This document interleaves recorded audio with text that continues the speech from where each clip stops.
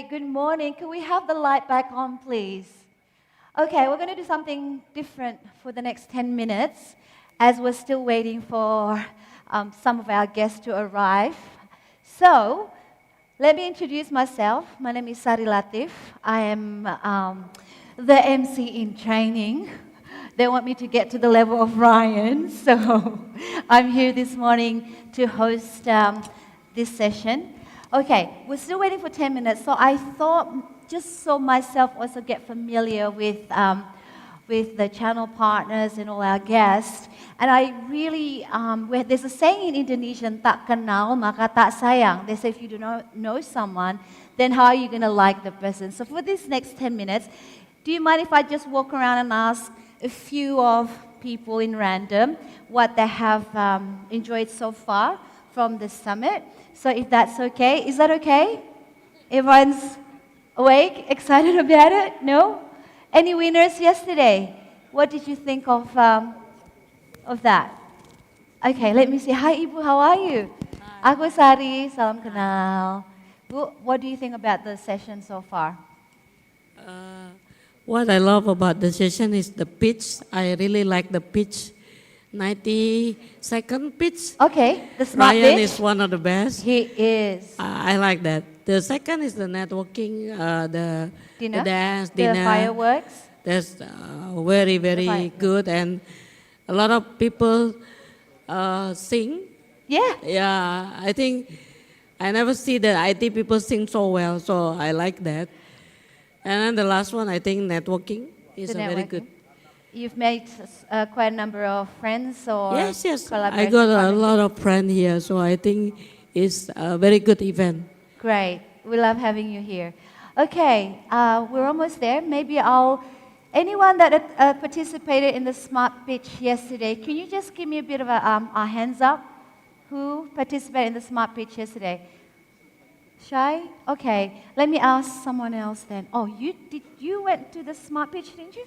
Did you do the smart pitch? No, you didn't. I'm trying to look around. I forgot there's so many of you. Where's from Lumbung, Muncul? The Indonesian Lumbung Muncul? No? All right, I'll ask somebody else. A gentleman, let's see. I'll pick on you. Hi, good morning. Hi. How are you? Good. Tell us a little bit about your experience from the day one session. This is my first session with the Gates. It's a good session because especially expanding ourselves, coming from India, Yeah. interacting with the Asian market people, and how's the welcoming of new technology and new innovation into the industry is over here. It's totally different.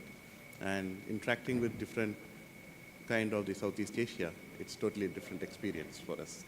Thank Right. you. Thank you. This is not your first time in Bali. Right. You've been attending the summit for quite a while. No, this is my first. Your first one. the first one. Welcome. Right. Good. Right. Thank you. Thank you. Okay, maybe one more. We will start shortly.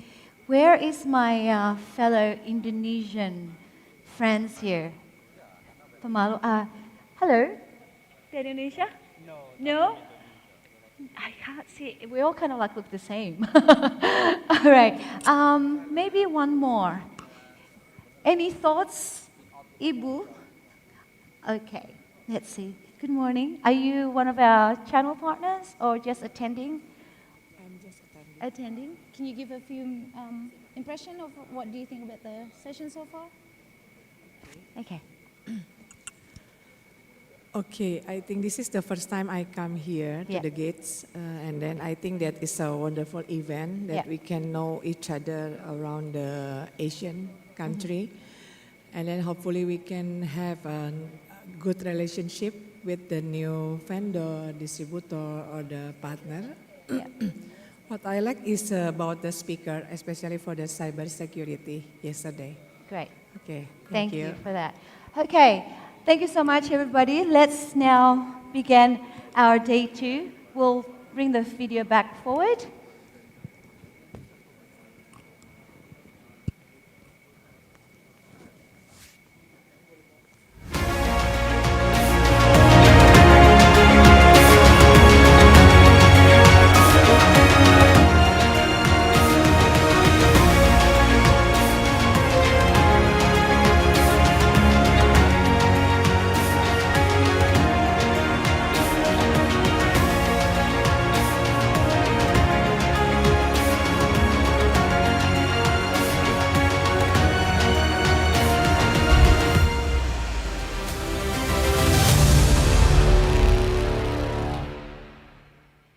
morning.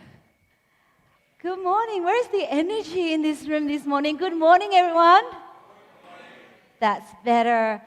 Oh, what a wonderful day today. We had a beautiful, beautiful day yesterday. I hope everybody has enjoyed last night networking dinner.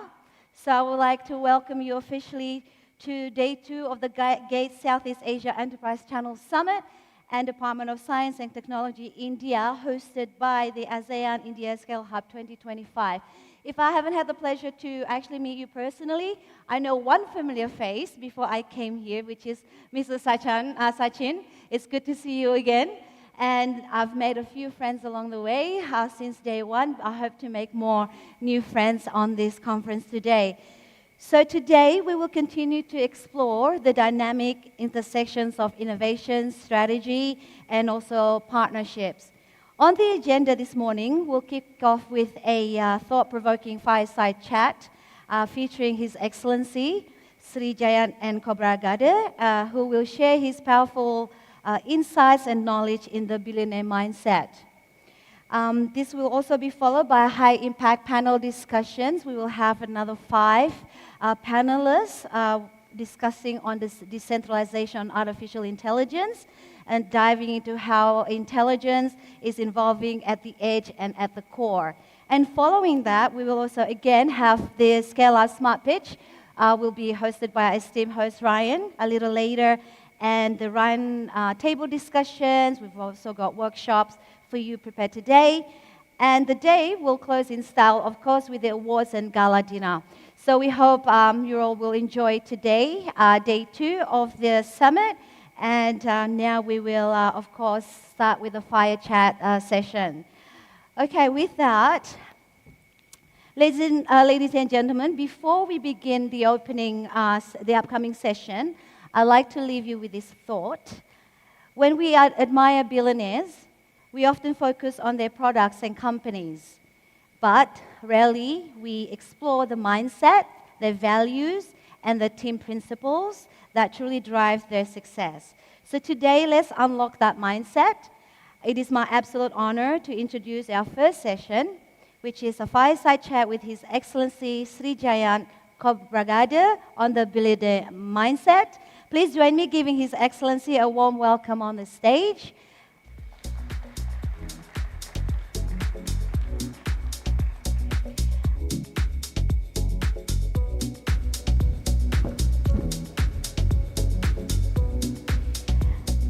His Excellency will be accompanied by 2 of his guests, Mr. Anugrah Singh, the CEO, First Indian Institute of Tech, Kanpur. Please welcome Mr. Anugrah Singh. And last but not least, Professor Braj Bhushan, the Deputy Director of Indian Institute of Technology. Okay, His Excellency, this stage is yours. Thank you.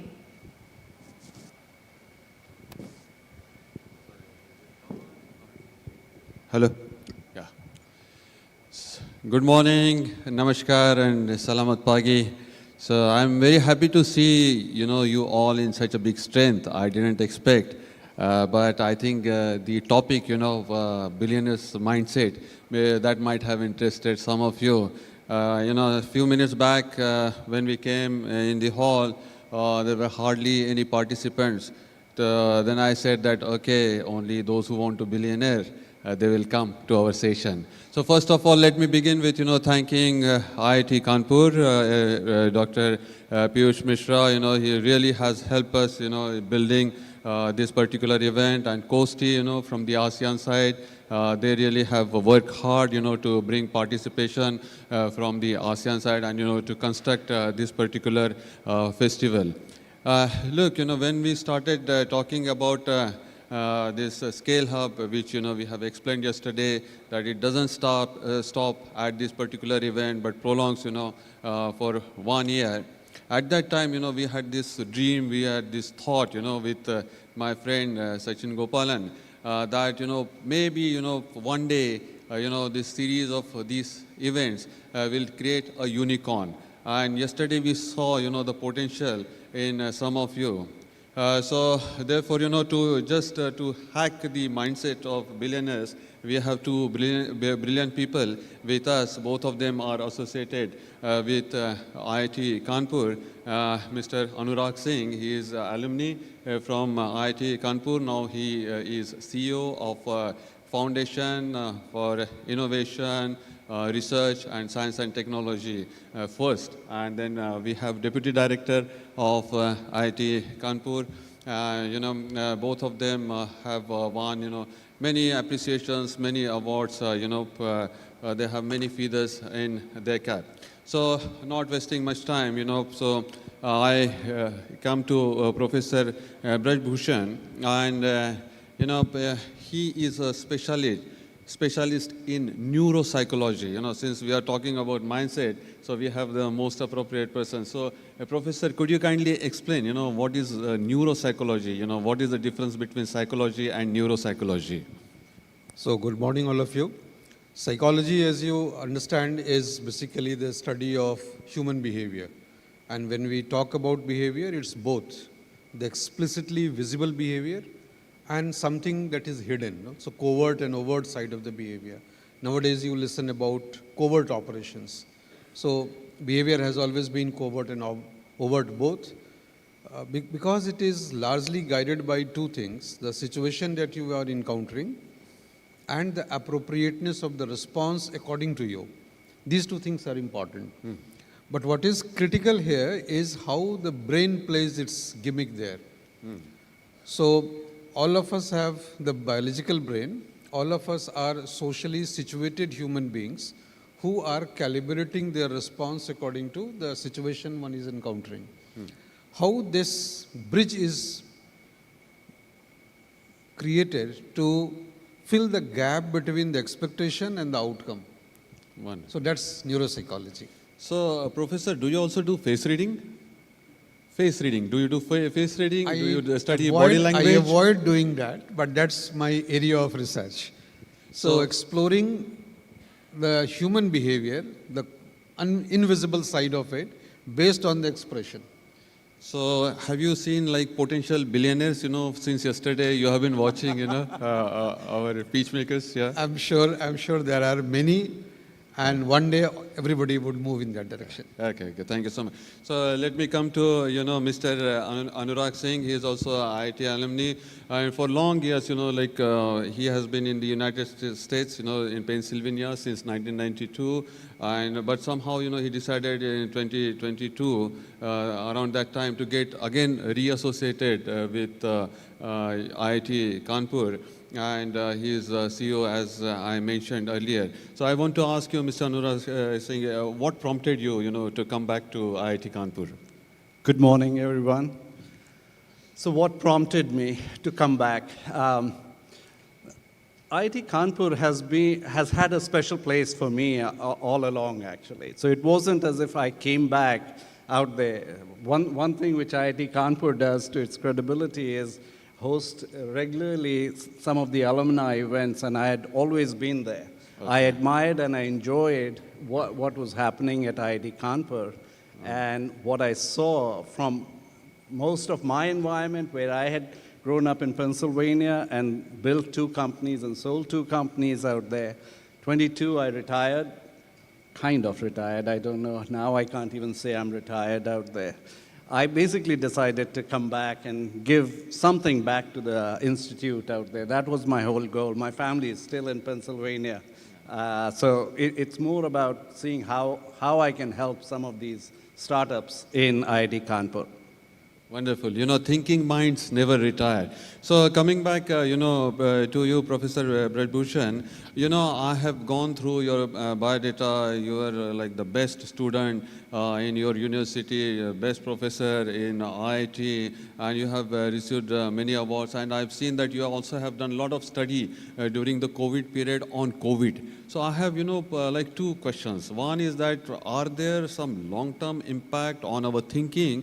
And see, it's a matter of coincidence that in 2021, when we were deep into COVID, at that time, India produced 44 unicorns.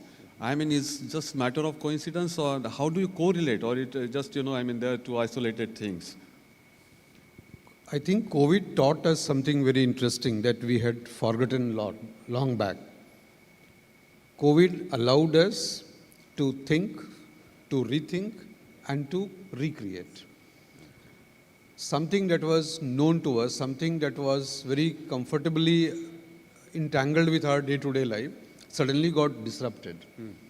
So we realized that we have to find solution for most of the things that we were already taking for granted.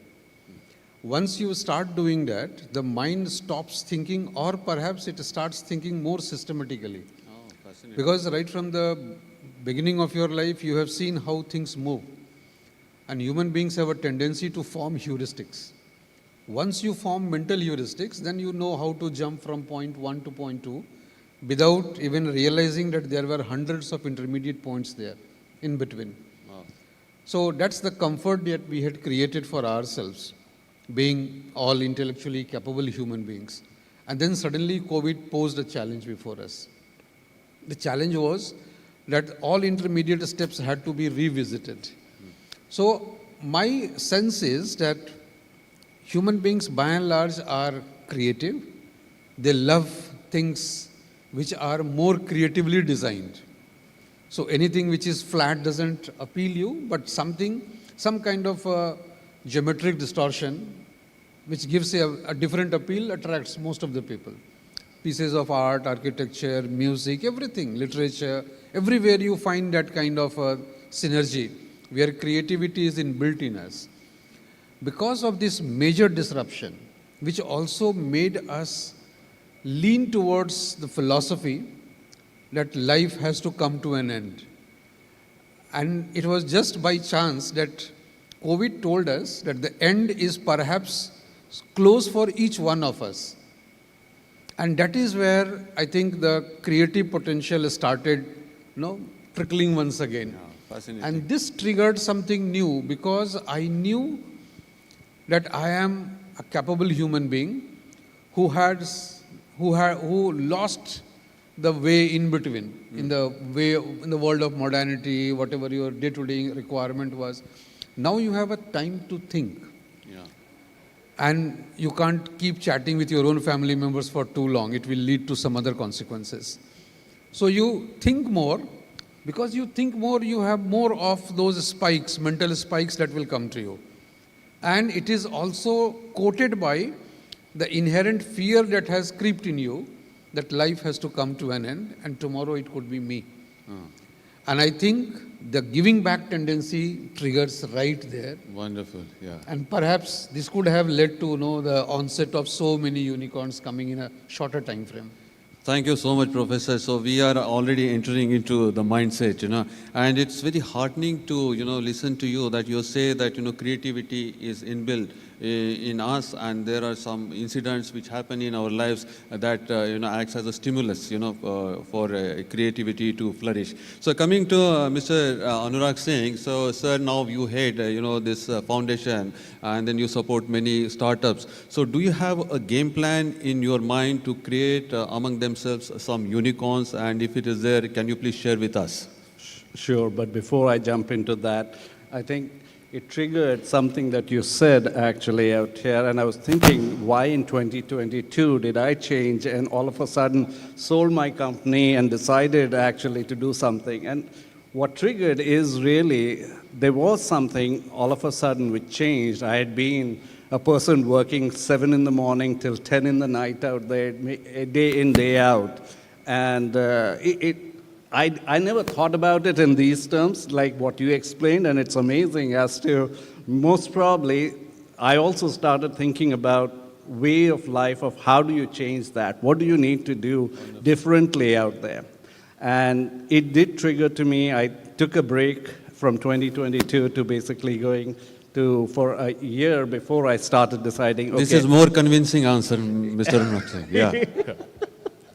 Now I can relate to it, actually. So I never thought about it in those terms, actually. So, but coming back to what you asked, actually, one of my goals as I started thinking about it was as to how can I give back? What can I do from my experience and learning for more than 30 years of building a business, creating it from grounds up, from zero to basically where I had no support structure, and I wish I had the right support structures that IIT Kanpur and a number of incubators today provide. And if I had, I could have done something most probably differently than what I did. And that reflection actually helped me think through as to what I need to do to help some of these startups out there and bring them to a level where they can actually grow. So going back to your question about do I have a game plan out there? My game plan is very simple, actually. It's really to see how do I help facilitate and change the mindset of the entrepreneurs, because they are struggling from day one to the next day, trying to find out and figure and meet their financial needs sometimes, meet some of the challenges in the business, sometimes the partners, relationships, all of that, and bring it to the forefront and say, what do I need? Today, I was thinking about it a little bit differently, and I said, on CNN, they had a discussion about a husband and wife that were talking about ChatGPT, and the wife was saying, I most probably won't be able to live with him anymore because for everything he consults the ChatGPT and I get a feedback about it. So looking at it out there and thinking about everyone needs help, because it's very lonely when you are at the top, at the CEO level. You need to be in a position to go back and consult and talk to someone. And I want to be that person as I'm helping the incubated companies at IIT Kanpur, where you can be a sounding board for them. Yeah, thank you so much, Mr. Singh. So again, you focused on the mindset. See, when we were thinking about, this particular session and idea, what was in my mind? That, when we talk about the mindset, it was not about, the hand-holding, the incubation, accelerators, product, then marketing, and using social media, etc. Maybe that there was a German sociologist, Max Weber. He wrote a paper called as Protestant Ethics and Rise of Capitalism. So what he said that, he studied these different sects, and he found that one particular sect, Calvinist, they were the richest people in Europe. So he studied their value system, and he found some amazing facts that, they always have, gave dignity to labor. They thought that, working hard is like, it's a service to God. They were not into, showing off. So they were reinvesting, and they also thought that, if I'm successful in this life, it means this is an indication that my seat in heaven is secured. So, so that's what, the conclusion of Max Weber, that the value system, how do you think, that matters, how do you perform in life. So, I have gone through many podcasts and, read some material on internet, but, I want to consult to brightest brains of India about, what kind of value system, maybe they are inherent values or maybe they are acquired, so are required, for this particular mindset. And, through my whatever superfluous study, I found, 3 recurring themes coming up. One is that vision, mainly long-term vision. Secondly, it is about team building.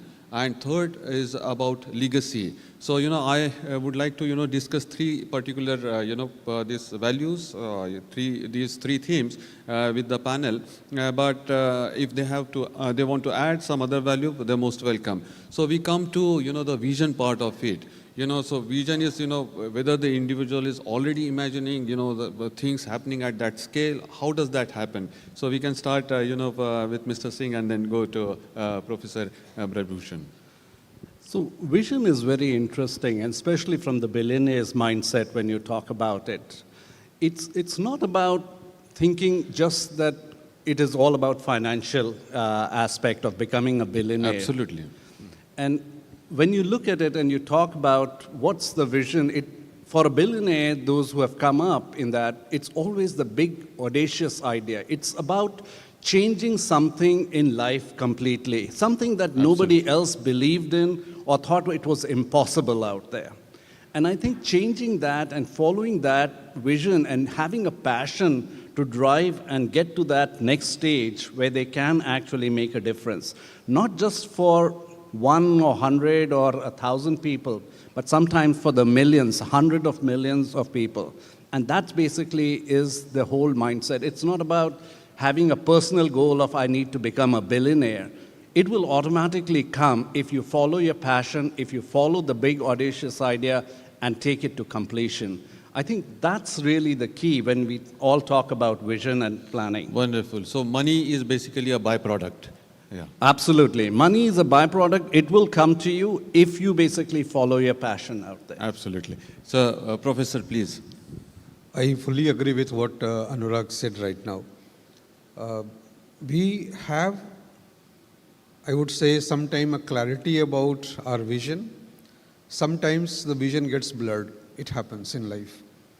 But one thing is very clear, that if you have a long-term goal and if you can see through, that will allow you to at least navigate the route that you think is most satisfying for you. Human beings by default are happy-go-lucky kind of people. Although we hear about all negative terms, depression and other kinds of negativities, but largely we are happy-go-lucky kind of people. What makes me happy? That I can see through.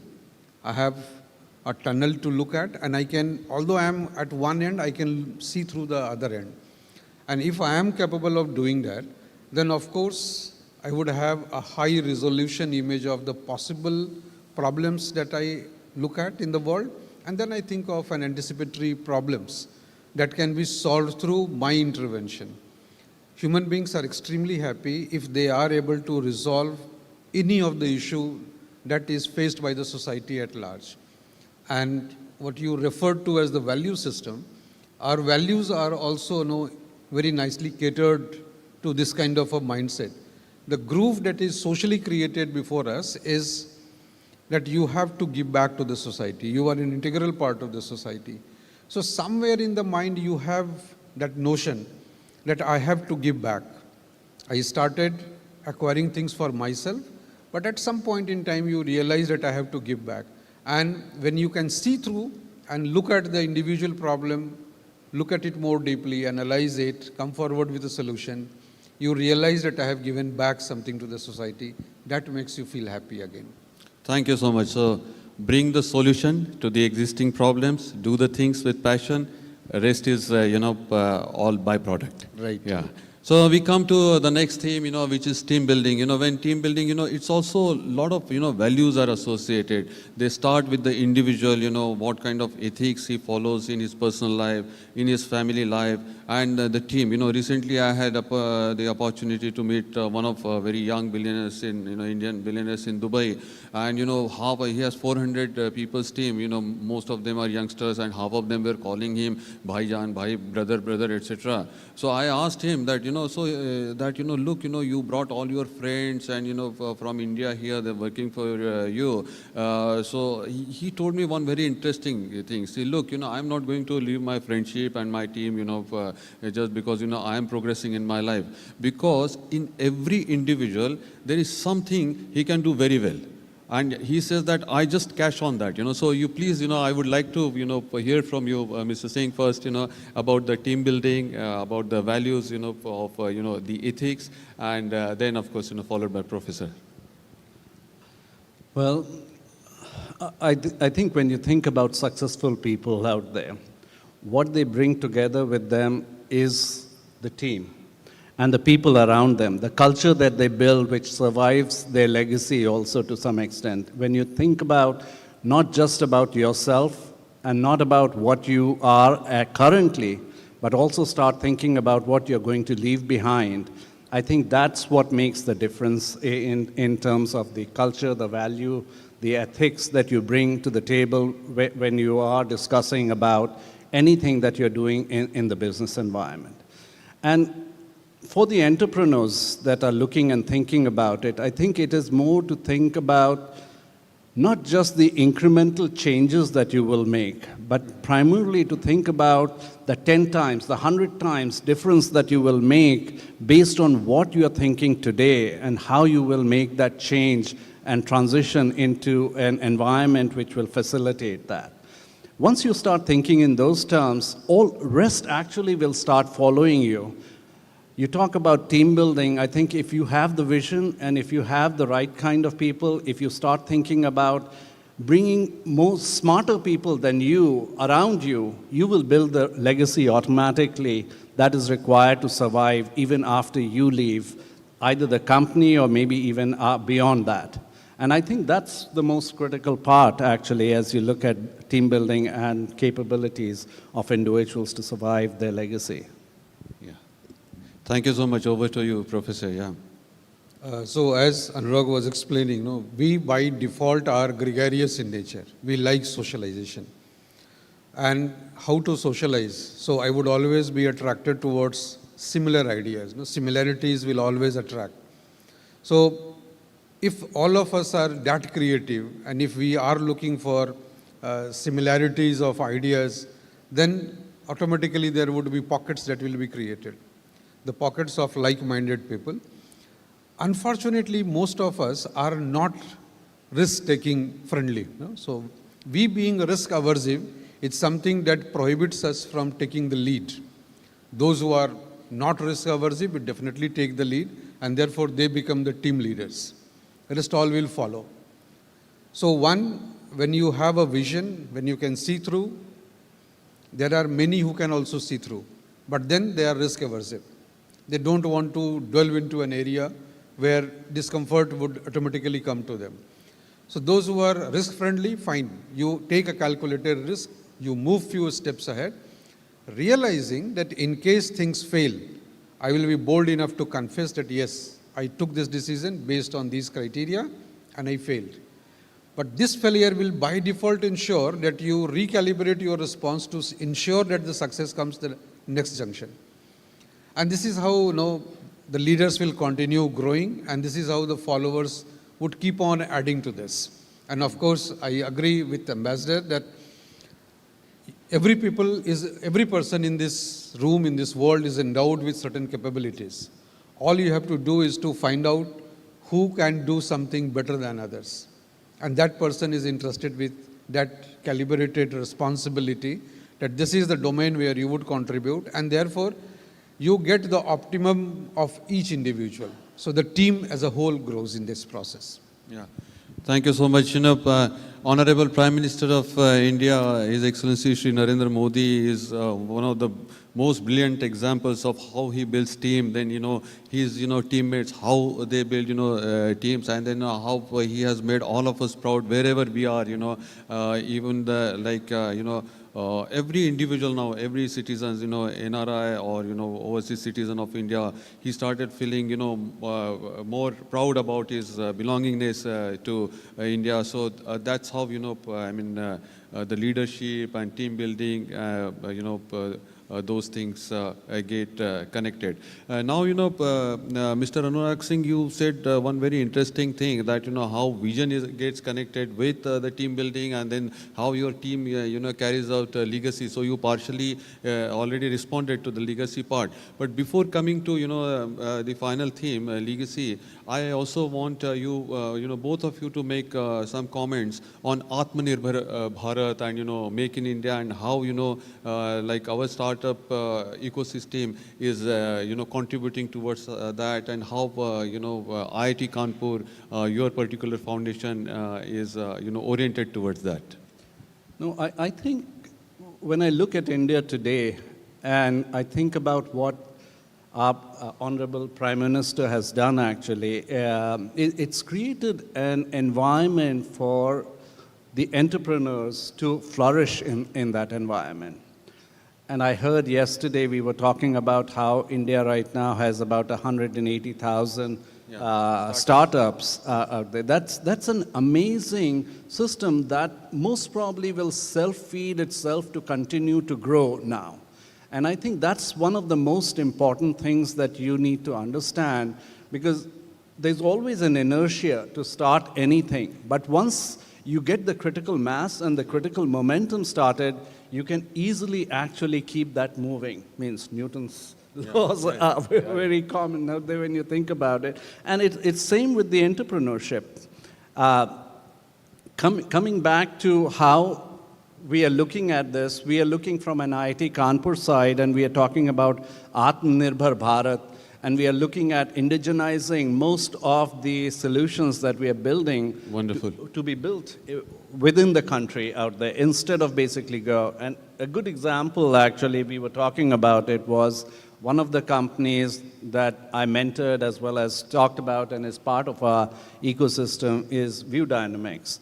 And they are basically in the drone manufacturing, the defense area, both commercial and defense, and how they are pretty much close to 95% indigenized at this particular stage and moving with great momentum at this particular time. So again, I think the whole concept of how we are building this ecosystem, both from grounds up, and our Honorable Prime Minister and the team around him has done, that has done a phenomenal job of helping us build this system together. Professor, you would like to add something? Just adding some additional points, IIT Kanpur provides a vibrant ecosystem with two of its entity. One, what we call as SIIC, you find the full form here, and the other, we call it FIRST, F-I-R-S-T. One is a Section 8 company, FIRST is a Section 8 company, and SIIC is IIT Kanpur's own incubator. Now, IIT Kanpur being one of the elite institutes of technology in the country, offers you all kinds of possible solution, and the intellect is stationed there. So we promote our students, our staff, and our faculty to come forward with entrepreneurial ideas, and we have especially customized schemes. We call it FEP, Faculty Entrepreneurship Program, for the existing faculty members. We have the SEP for the students, and we have, even for the employees also, we have the entrepreneurial program. And IIT Kanpur allows either the student or the staff or the faculty to incubate its own company. I have incubated my own company at IIT Kanpur. And it's not only that we are focusing, although on the, if you look at the surface, no, you will find clean tech, green tech, agri tech, med tech. These are the primary domains where you will find our visibility. But issues like education, issues like social inclusion, there are startups which are working in these areas as well. So very niche areas, very promising areas, and of course it makes us proud that we are contributing towards the growth of the society, towards the growth of the nation. Yeah.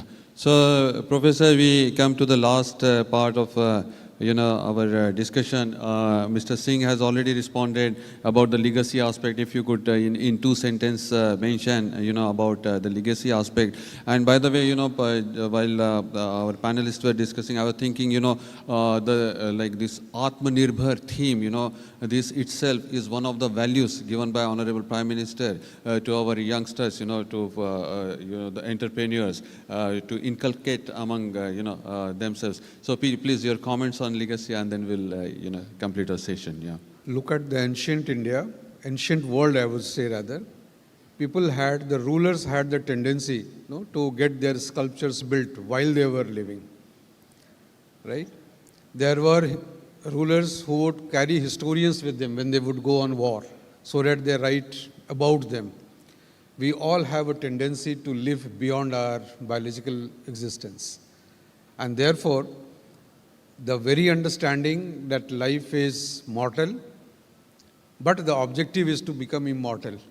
This is what drives us. We want to leave behind something for which the world would remember.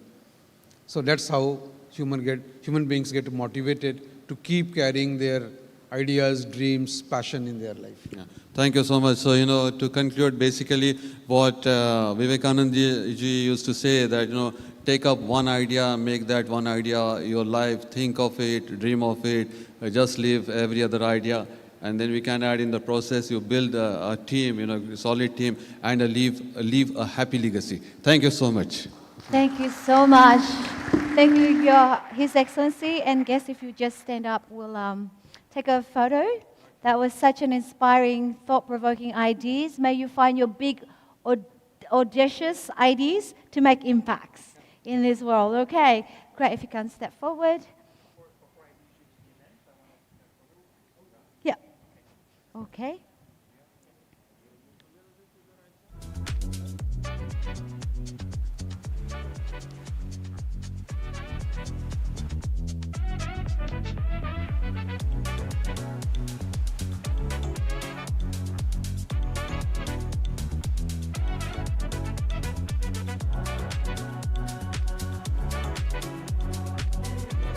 Thank you. Once again, ladies and gentlemen, please give a big warm of applause to the fire chat session that we've just concluded. Quite inspiring. We still have more to come for today while our team prepare the seats for the next session. Ladies and gentlemen, we will have our 5 panelists on this next session of panel discussion on the topic of decentralized AI at the edge, power at the core, and the next evolutions of intelligence. As AI power becomes increasingly concentrated amongst a few major tech players, decentralized AI offers a powerful alternative, one built on transparency, collaboration, and user empowerment.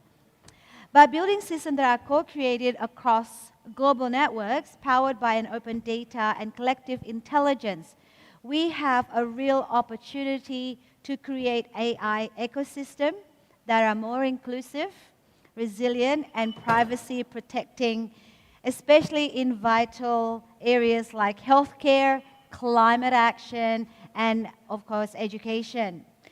But to bring this vision to life, we do need to overcome some various technical, legal, and also organizational hurdles. And that's exactly why we have gathered 5 incredible experts for this panel to help us understand what it will take to move decentralized AI from the margins to the mainstreams. Ladies and gentlemen, please do join me in welcoming our panelists to the stage. And to steer this dynamic conversation, we are pleased to have Mr. Ben Tan, Senior Executive Partner at Gartner, as our moderator. Please give Ben Tan a warm welcome on stage. Oh, he's just getting fixed up at the moment. But yes, so we also have Mr. Cyrus Daruwala, Mr. Daniel Schroeder, Dr. Zarina Mokhtar, Depu Philip, and also Sailas Prasad to join us on stage. But before that, please welcome Ben Tan to the stage. You ready? Thank you. Ben, you can sit here. Ben? Thank you. Thank you. Hi, everyone. Hello. So before, we'll just hold off the clap until everybody joins Ben on stage. Okay. Next, we have Mr. Cyrus Daruwala, Executive Director of ASEAN Economic Forum. Mr. Daniel Schroeder, from Head of the Digital Transformation Center, Deutsch, or GIZ. I won't even try that. I'm sorry, Daniel, I tried. Welcome. And Dr. Zarina Mokhtar, Assistant Director and Head of the Science and Technology Division for ASEAN. Dr. Zarina Mokhtar may leave a little bit early. She does have a parallel meeting a little later, so don't be surprised she steps off the stage.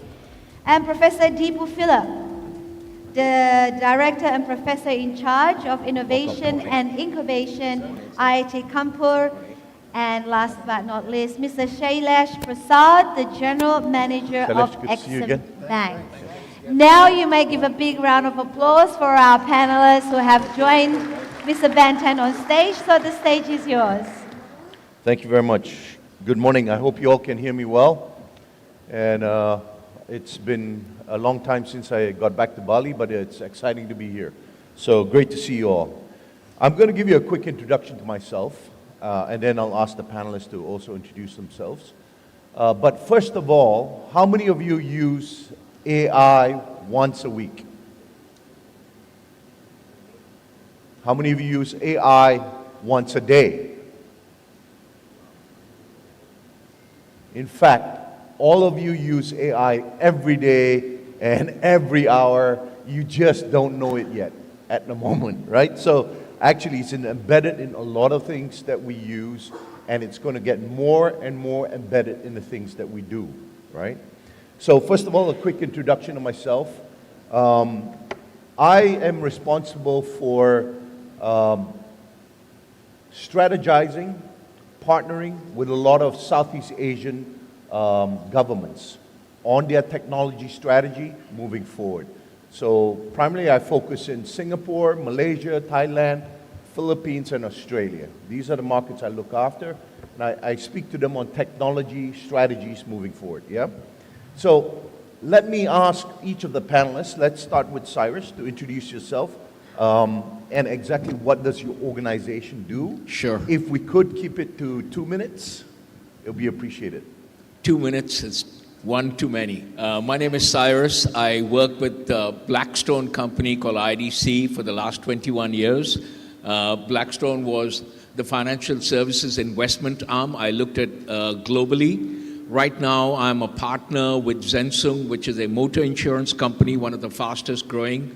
And I have the privilege of working with Ashish and Sachin in the Economic Forum. So yeah, that's me.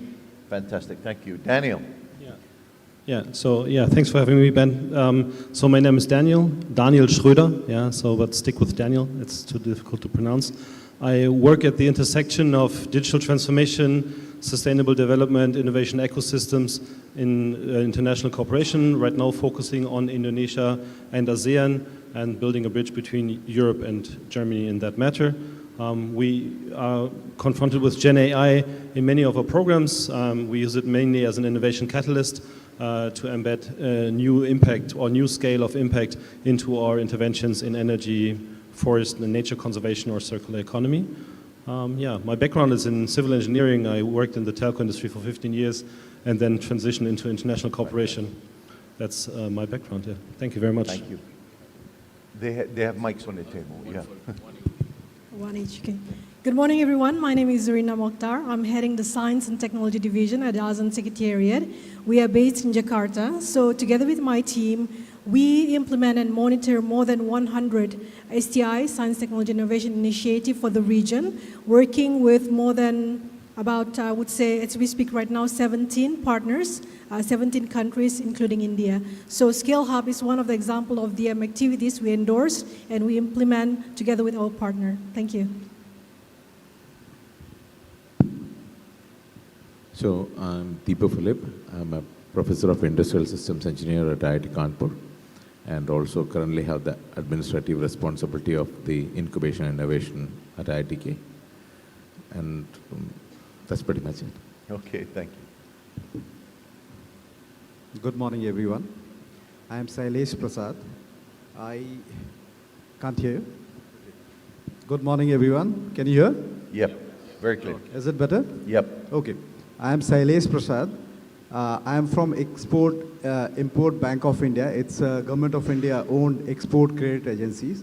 I am here primarily, I had a vertical called Ubharte Sitare. It's in Hindi. It's called Rising Stars. So what we do under this vertical, in fact, we support all the rising stars and make them rising stars. So basically, it's an emerging corporate vertical wherein we cover the startups as well.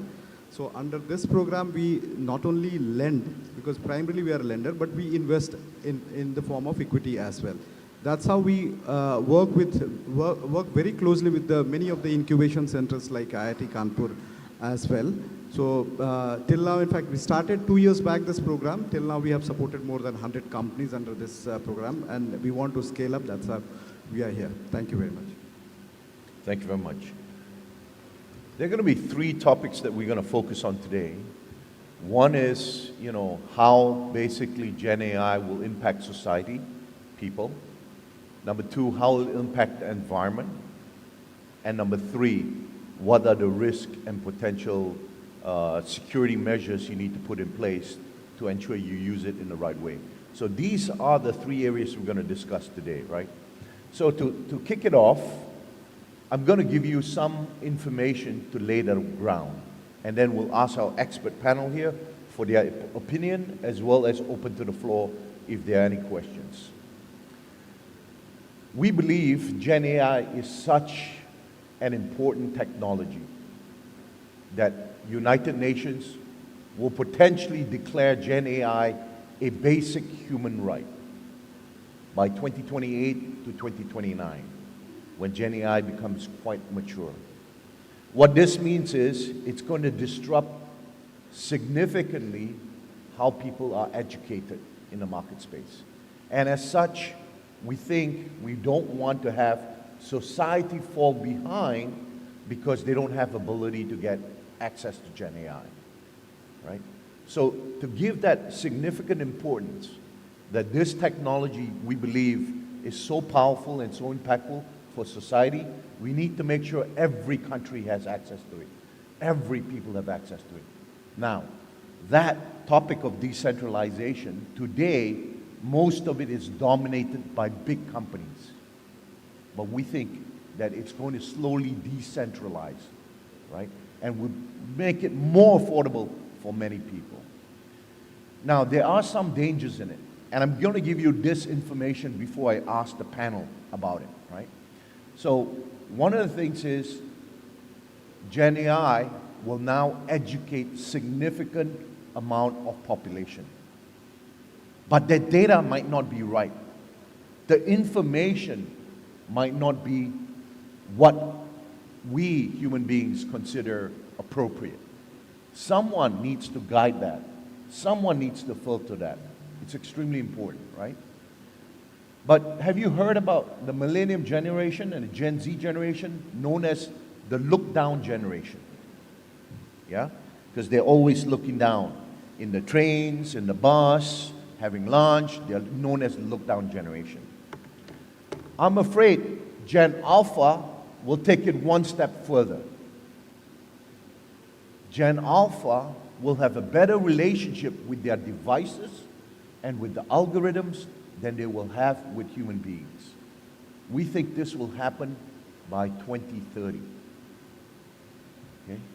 When Gen Alpha will come to the workforce, and as such, they are born AI ready, basically. The previous generation, the previous 2 generations, they're born digital. You don't need to teach them how to use a mobile phone. You don't need to teach them how to use a laptop. My generation, we needed to. Do you remember the icon on the save button on Microsoft Word? What is that logo of that icon? Anyone can tell me. Oh my God, you just revealed your age. If you ask the Gen Z generation, they don't know what that icon is, right? It's moved on significantly, right? So the last point that I'm going to say, and then I'll revert to the panel, is that by 2035, there's a potential for a new religion to come. And it will be the fastest growing religion. It will have the biggest impact to influencing society. And it will be basically generative AI based. That's a very scary potential proposition that we as society need to be aware that's a potential outcome. We need to make sure we groom our younger people to be connected with other human beings, to not believe everything they hear online or see, right? So with that, ladies and gentlemen, any one of these panels would like to start. What do you think the impact of Gen AI will have on our society, positively or negatively? And please let us know your opinion. Sure. Okay, so again, a question that I would ask. Who asked you or told you or taught you how to use WhatsApp when it came around? You know, simple as that. Close to about 3.5 billion people in the world use WhatsApp, and that matter is increasing. And we're doing everything from contracts to Zoom calls. Who taught us that? Nobody. Who told you or I, download WhatsApp and it will change your life? So that sheer momentum of a productive tool will be adopted. No doubt about that. Now, there's a lot of misinformation being spread by WhatsApp. There's a lot of governments being toppled when messages go around, and there is a lot of instigation that goes around. So technology has a double-edged sword anyway. And the point where you're saying that AI will be a religion, let me ask you this. to an Indian diaspora, you know what is the meaning of an antaryani?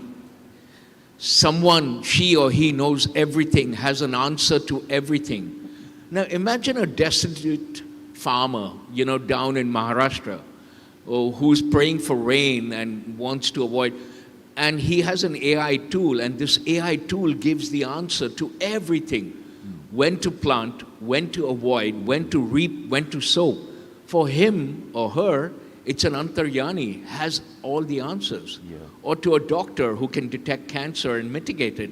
So technology is double-edged.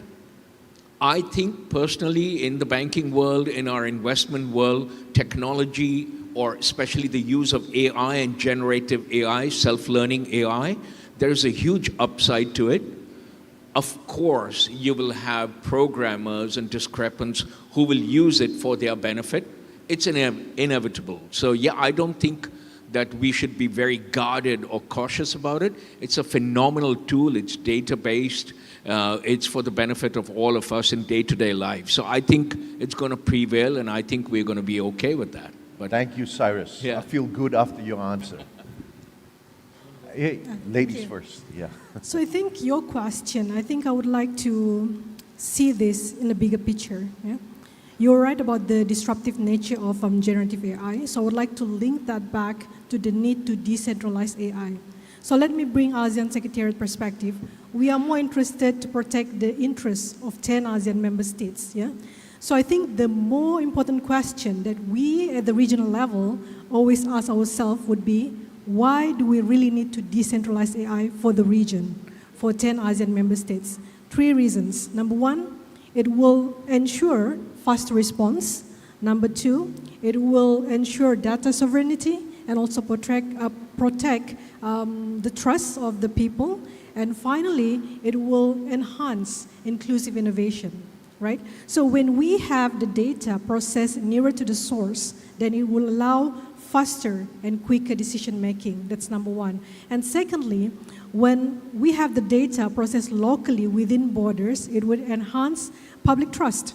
And finally, bridging the digital gap, ensuring inclusive innovation. Yeah, when we allow the locals, especially in the rural area, deploy their own AI tools and also assess AI services like healthcare diagnostic or even disaster alerts, then it will enhance the inclusivity and innovation. So very quickly, I'd like to tell you how we do this at the ASEAN region. For the 10 ASEAN member states, ASEAN Secretariat, we do not dictate how each member states regularize AI for their country, yeah?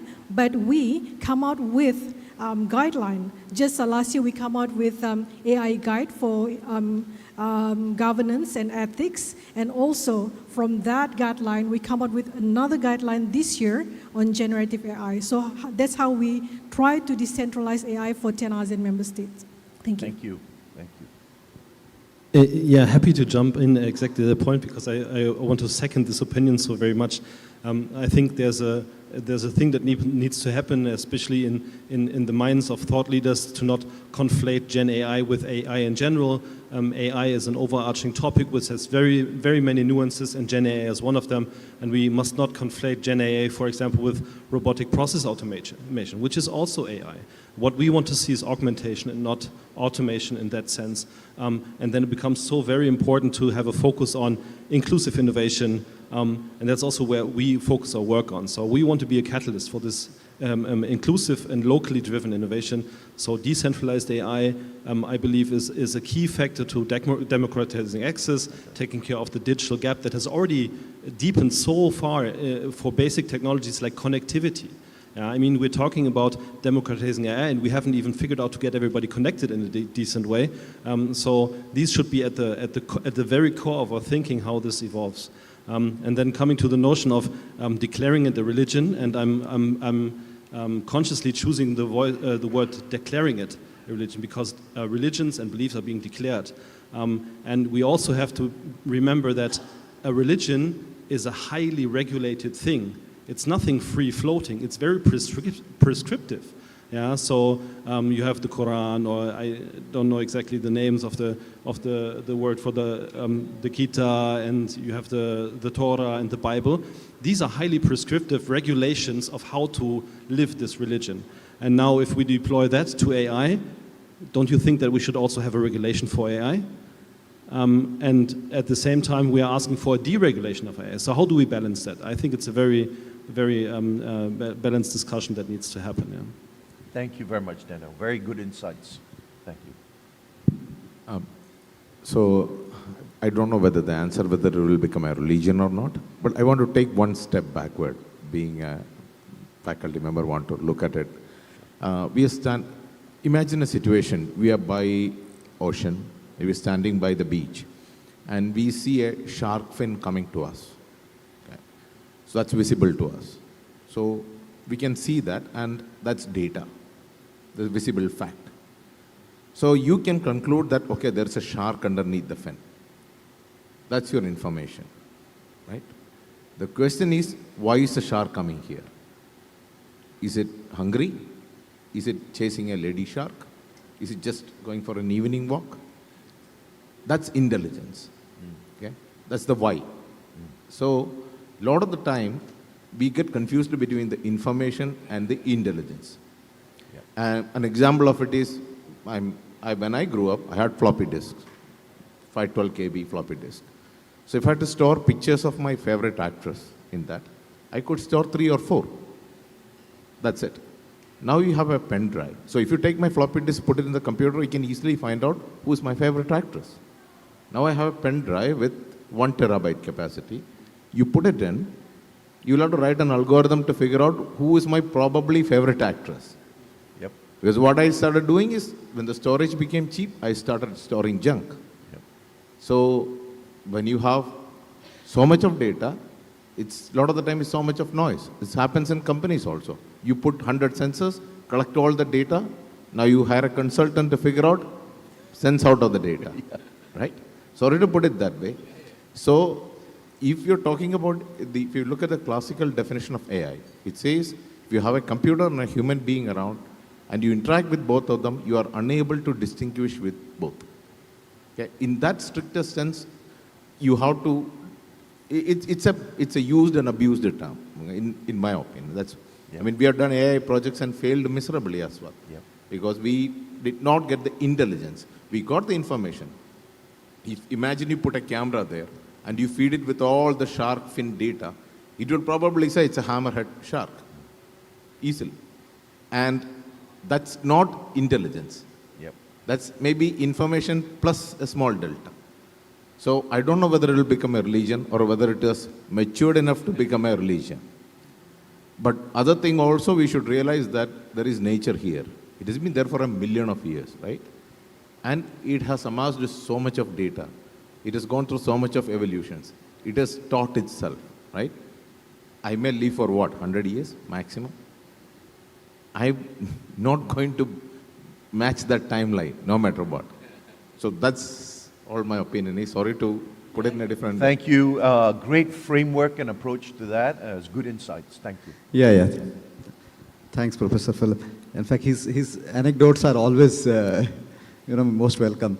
I just correlated with the previous, the earlier session. In fact, Professor Brajbhushan, in fact, he very clearly said that human being, egregious in nature and likes to socialize, and which is very different than what we are seeing in the AI and then, look-down generation.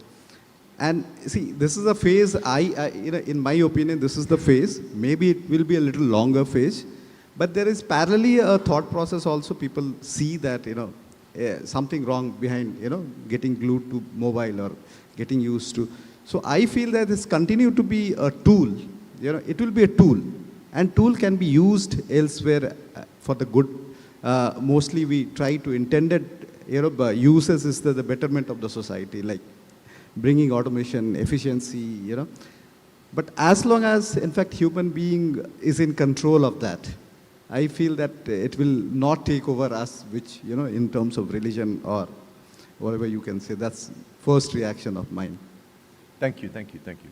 So yes, when it's AI is centralized, there are going to be some biasness. Unintentional, but still going to be some biasness. Today, majority of the internet content based on ChatGPT and Copilot, Microsoft Copilot, that has the dominant share, most of that content is on the Western world. Why? Because they develop websites, they communicate more in English, and therefore most of that content's that way. Secondly, majority of the people developing the Gen AI codes are male, unfortunately. Unintentionally or intentionally, I don't know, right? But most female were not so interested in developing technology products, right? Even Gen AI, correct, AI code, yeah? So in this particular view, there is unintentional biasness in big organizational Gen AIs. When we decentralize, your ability to influence the data that it gathers, what it gets fed, is important because that will change the answers that you'll give out, yeah? So, from that perspective, how do you feel about the biasness of these big tech companies?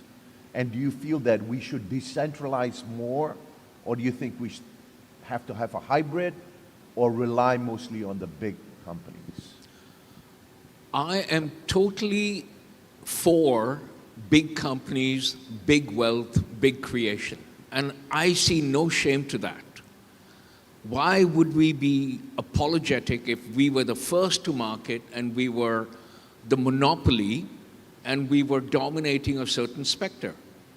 There's absolutely nothing to it. Yeah. Businesses are meant to be extremely profitable. And if you're the first mover to market, you're bound to be a monopoly.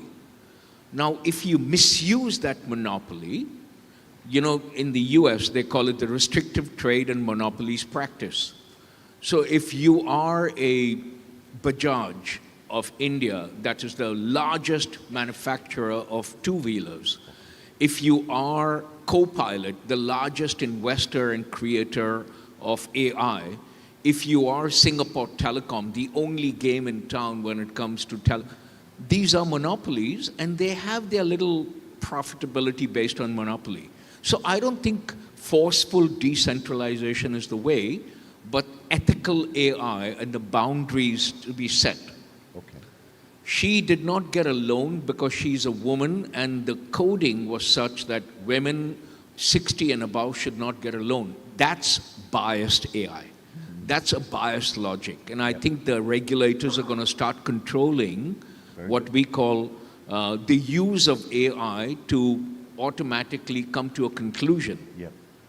Respectable AI, ethical AI, we will start using those terms. It'll become actually so I don't think they will take away the power from these large companies. I think they will be conformed into being ethical and using this powerful tool in a certain way. That's what I think. Okay, very good. Thank you. So yeah, naturally we don't agree. Yeah, but no, I think the point is fair, and for me it always boils down to what is your intention and what are you going to use this AI capability for. So I'm a strong believer also in economic prosperity. I do believe that if you have a company, you need to be prosperous and you want to grow. If you don't grow, you basically cease to exist. Yep. That's how the system that we have established in the world works, and that is fair enough. What I do believe is that in certain sectors, when you want to use these tools, they need to be sourced from a very specific area and they need to be under control of certain specific actors. And again, it boils back to what kind of AI am I using? Because now, again, we're conflating something like ChatGPT, which is a general purpose AI or a generative AI, to give us input for, I don't know, what we use it for, social media, some research, yada, yada. No way on earth do I think that something like ChatGPT or something that is privately owned should be involved in the decision-making process of any state process. If I decide in the Social Security Department who becomes support, you can do this. You can do this database. You can do this data. You can use an LLM to build this on or to do this. But it shouldn't be one that is operated and educated by a large corporate that's making a profit of it. You should use a highly localized model. You should use your own data. You should make sure that the crap that you feed in is the crap that you get out. Because maybe in a more violent way, that's what you're saying. Yeah? So there's even more, not so nice way to say it, but it is a crap in, crap out system. Yep. You put bad stuff in, bad stuff comes out. And so I believe that especially for systems that are so, have such a high impact on people's lives, not in terms of their, what they spend their money on or what they do for their free time or so, but for their livelihoods in regards of social struct and the social structure of a state, I believe we should be very, very restrictive in what we use there. Thank you, thank you. Doctor? Yeah. So yeah, I think at a personal level, I would say that bias in AI, algorithm, and LLM is still unavoidable, at least for now. Yeah.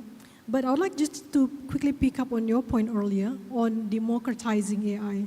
Yeah. We cannot democratize AI until we decentralize AI.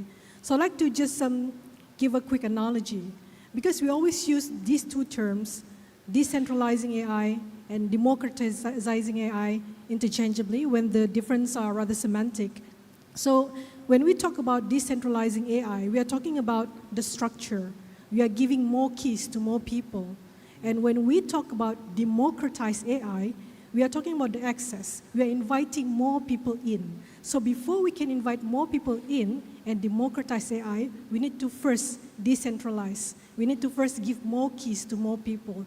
So this is the direction that ASEAN is moving towards to right now through our ASEAN AI Guide for Ethics and Governance. Fantastic. That makes me feel good. Thank you. Yes. Professor. Yeah. So I'll try to answer this because I don't have much clarity on this, where it will go. But one way I look at it is it will probably be dependent on the application basis. From domain to domain, it may change. If you look at the way people imagine decentralized AI, it is like AI, instead of having a centralized warehouse and stuff, maybe use blockchains or distributed ledgers, having data distributed across, and using self-validation to get things done. So maybe in financial sector, supply chain, or it could be think about like collaborative product design, components, validation, manufacturing, that kind of aspects. It probably a decentralized model may work better, and maybe soon people realize it and regulations may come in that level. For people who are startups who are working in that area, decentralized approach would make their access easy to it, because it's usually difficult to deal with the big elephant in the room usually. No hard feelings, that's usually possible. But sometimes when it comes to very high capital intensive,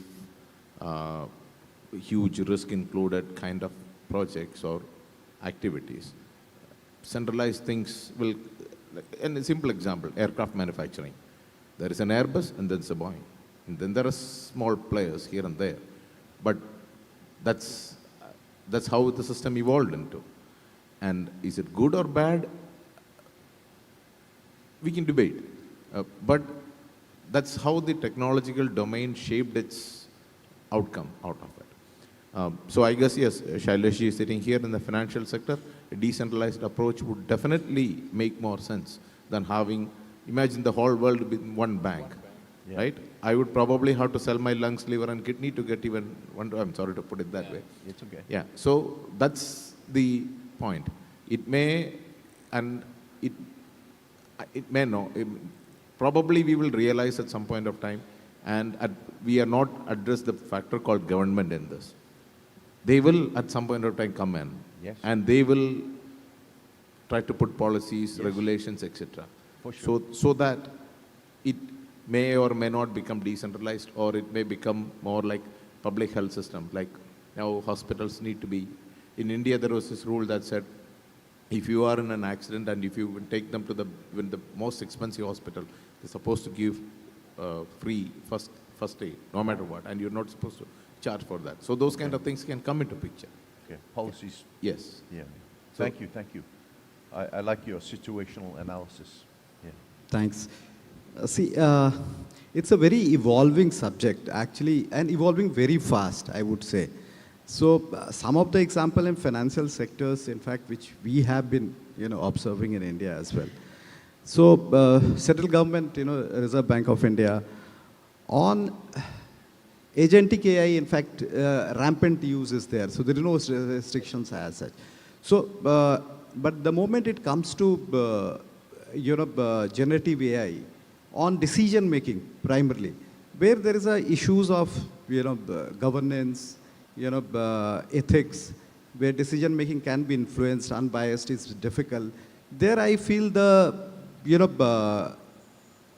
kind of control, which is, we are saying the large company, I feel it should not be, okay. But on a horizontal, the development where, where it is not exactly impacting, the common thinking process, or there, in fact, you can have a better, automation and all. That there, in fact, if somebody is putting money, obviously they have a right to, recover the money, since large corporates, in fact, they have been investing. And these investments are not small, in fact. Most of the AI investments which we have been observing, because government also of India is continuously focusing on that. And if you see, more than 100 AI startups have come up in over the last 3-4 years. And for all infrastructure, whatever is required, government is putting. So there, in fact, where, a lot of investments are going by investors and horizontal, sectors, in fact, where there, I feel they can take an approach of pharma companies, like where, they can give a patent kind of, it's not exactly the patent, but the kind of free use for certain numbers of years, 5 years, 10 years, and after that they can let it go, the public domain. So that's kind of approach, if it is there, then, gradually as the also governance and other regulations comes in, things will settle down, I think, Phil. Thank you, thank you.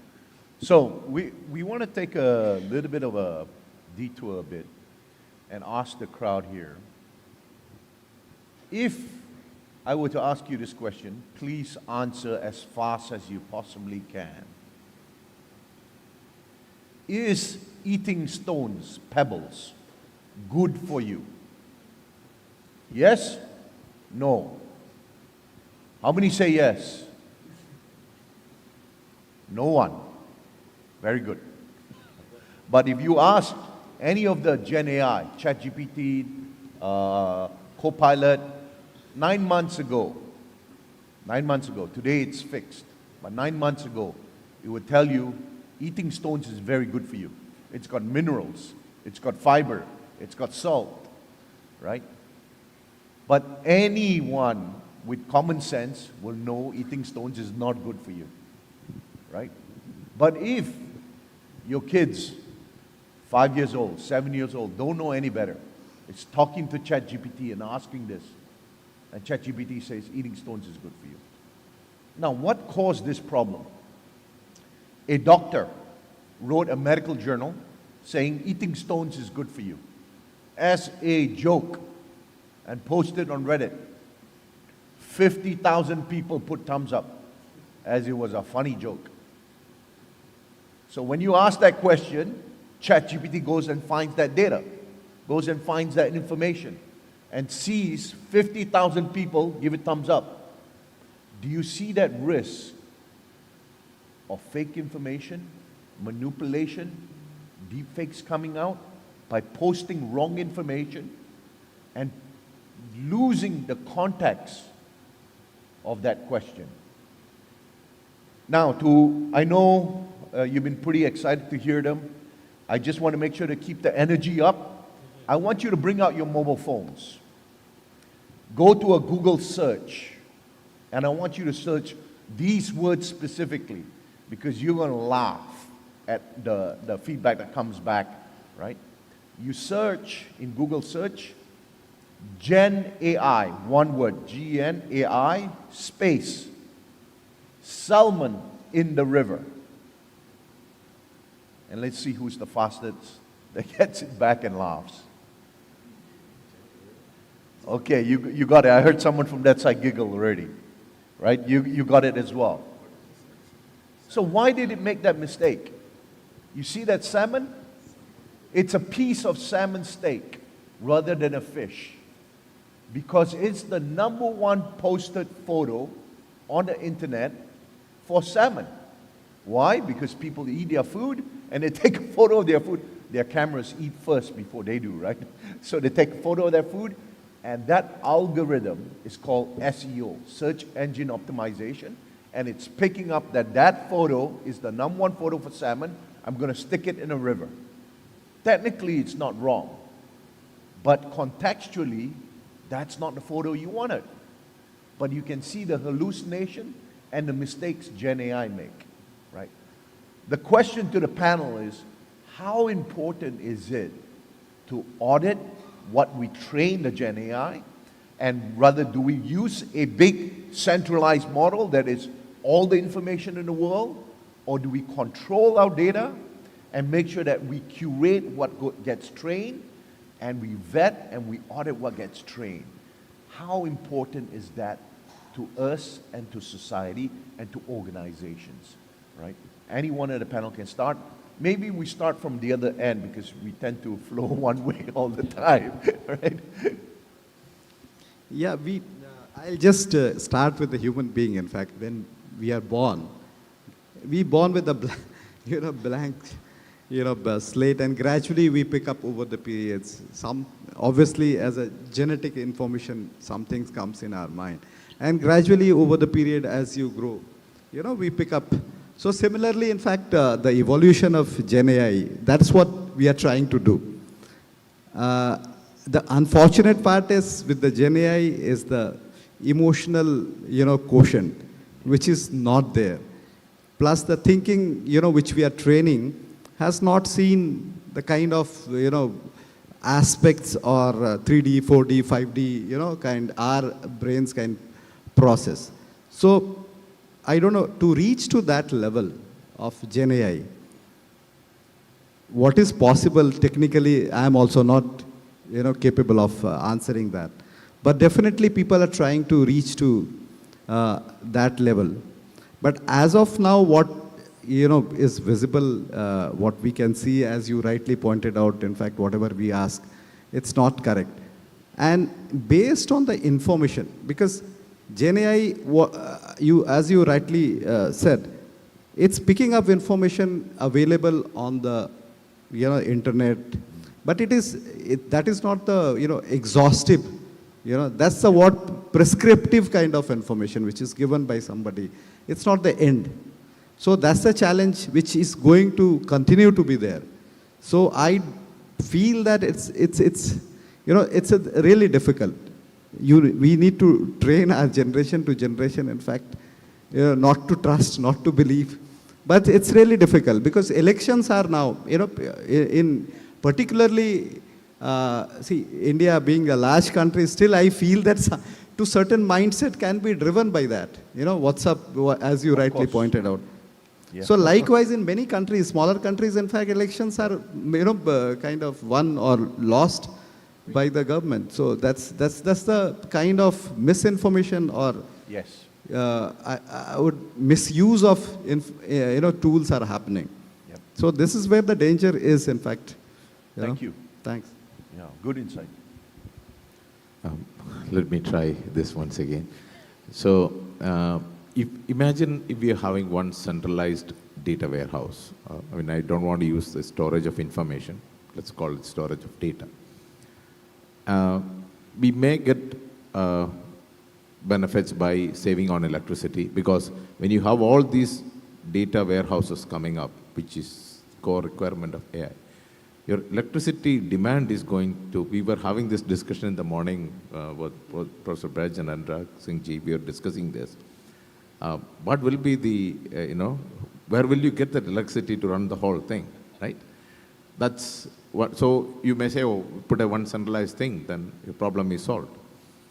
But then once you have a centralized thing, what goes on becomes very critical. Because there is nothing called, that's why we have things called checks and balances. If you put up a file, you have a clerk who verifies it, then somebody, it's all checks and balances, right? So inherently, we are all used to and prefers checks and balance that even before I do something, sometimes I find confused, I call somebody and say, this is something I want to do, what do you think about it? And get an opinion and modify. Right? Regarding to a ChatGPT or whatever that it is, when students bring assignments to me, I ask them, did you write it? They initially say yes. So I said, what did you write it?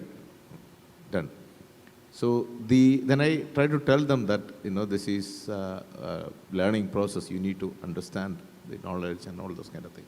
Or you need to understand the concept and synthesize the knowledge. I usually make fun of this in a way. If you ask ChatGPT and other things, it'll mathematically show that a mosquito is aerodynamically unstable and cannot fly, right? But the mosquito doesn't know that ChatGPT proved it, so it'll fly. So and that's true for professors also. We will also mathematically prove with the board that. Yep. So centralized model, the people go for decentralization or more democratization, whatever word you want to use it. It's based on how much of adverse impact it is probably going to have. So if you have one centralized model, maybe there will be cost efficiencies, but it will also come with huge risks. That's how I look at it. The last part of it is that also there is, along with Professor Braj, we do a lot of other analysis and studies on this. Okay. If you look at little kids, who are, I'll stop in a minute, small kids, 1 or 2 year old kid, you take a white room, put them there, and remove all the furniture and everything. Kid will still find innovative ways to entertain itself. Yeah. Nothing else will go bang its head on the wall and cry and then be happy with it, right? I don't think AI machine will be able to do that. If I ask somebody to go get me a cup of coffee, they happily go do it. If I ask the latest Honda Asimo to do it, it's particularly multi-million-dollar machine, but it has to decide stereo of camera, GPS maps of the location, contour, decide whether all the treads of the steps are of the right height, what is the best obstacle avoidance things, the entire processing power. Maybe in that process, goes there and come back, I may have to change 3 lithium polymer batteries also. Calculated behavior. Exactly. Yes. So I think it will some point of time as a tool, as a thing that will make us do work efficiently, maybe not effectively, efficiently. It will coexist. I'd love to take one of your classes one day because I think you're going to have a lot of debates and discussion along the way. I love your thoughts, thank you. But I need to cut it short a little bit. Okay, so I think I may agree with both panelists.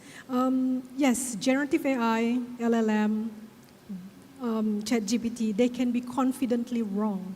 Yeah? But what's more worrying is that they can also create new reality. If nobody picks up what's wrong that has been fed to this LLM, then it will stay there, right? Can I just bring a quick example of how, ChatGPT is not that great actually. Well, my friend wants to watch a movie, newly released, copyrighted. You cannot watch that online. Yep. But it asked ChatGPT, he asked ChatGPT, can you give me the link to this movie? It was recently launched. And then ChatGPT answered, oh, it's illegal to watch that movie due to copyright. My friend changed the question to, in that case, can you give me the link to the movie that I cannot watch due to copyright issue? And it gives all the links. Yeah. So this is how, we need to be really careful with Gen AI. Yeah. So just going back to your question, how important to audit Gen AI? Well, of course it's important, but first we need to ask what needs to be audited, and we should not go into infringing privacy when we audit all this. For us at the ASEAN Secretariat, we work into the harmonization of regulation and also setting up shared principle for the audits of AI matters. Okay. Thank you. Thank you, thank you, thank you. Daniel? Yeah, so I think this is such an interesting question, so lots of thoughts. So I think there's a lot of this comes out of the technical nature of AI. So first of all, these hallucinations, they're not a technical glitch. Yeah, they're not. The AI is doing exactly what it's supposed to do. And that's something we also all have to remind ourselves again. This is just like the human brain, a very efficient pattern recognition engine. It sees data, it sees input, and guesses what is the best reaction to that. And it's really good at guessing and guessing and guessing and guessing. And the larger the GPUs get, the more tokens you can generate, you can use, the more guesses it can make, and it goes more granular and granular. And it's the same thing that's happening in the human brain. We just have different sensoric inputs. We have biochemicals in our body. We have, like you mentioned, so at some point you get hungry, so you may stand up and bang against the wall because you need attention of somebody to give you food. Yeah, and in a very technical, if you would give the right sensoric input to an AI, it would be capable of doing that. It just needs the capacity of doing the most efficient pattern recognition and the freedom of trying out what happens if I do this. Because in my experience, and my daughters are 13 years old, they do exactly that. They try out what happens if I do X, and then the result is Y, and then I decide that was good for me or was not good for me, and the next time I might not do it in the same way. And for me, in my understanding, that's exactly what AIs are doing in a very, very efficient way. So it's not a technical glitch, it's exactly what the AI is meant to do. And then it comes to how do we create something like accountability? And where do we create it? Like our co-panelist said, like what exactly do we control of this complete system? Because it's a very integrated system. And in the end, we need to decide which part do we audit, which do we control, which do we regulate. We don't want to regulate access. Yeah? That's what we don't do. We want it democratized. We want it accessible for everybody. We want it decentralized to make sure that it's inclusive, etc. So we don't want to necessarily regulate where it is put. Yeah? So that's something that's really important. But at the same time, we have to create accountability, because without accountability, it just turns into a weapon of mass misinformation. Yeah? Yeah. Thank you, Daniel. Very good point. Cyrus. I just have a couple of observations, and I'll maybe try and tell you how we're going to conclude or go towards. 5% of the people are responsible for the development and the coding of generative AI. You saw how a kid came out of China and dispelled the myth that you need very large GPUs to compute AI. He did it on a CPU, and it was called DeepSeek, and it sent shockwaves. 5% of the world does coding and development and use cases. 95% of us are users, whether it's a search or whether it's information or whatever it is.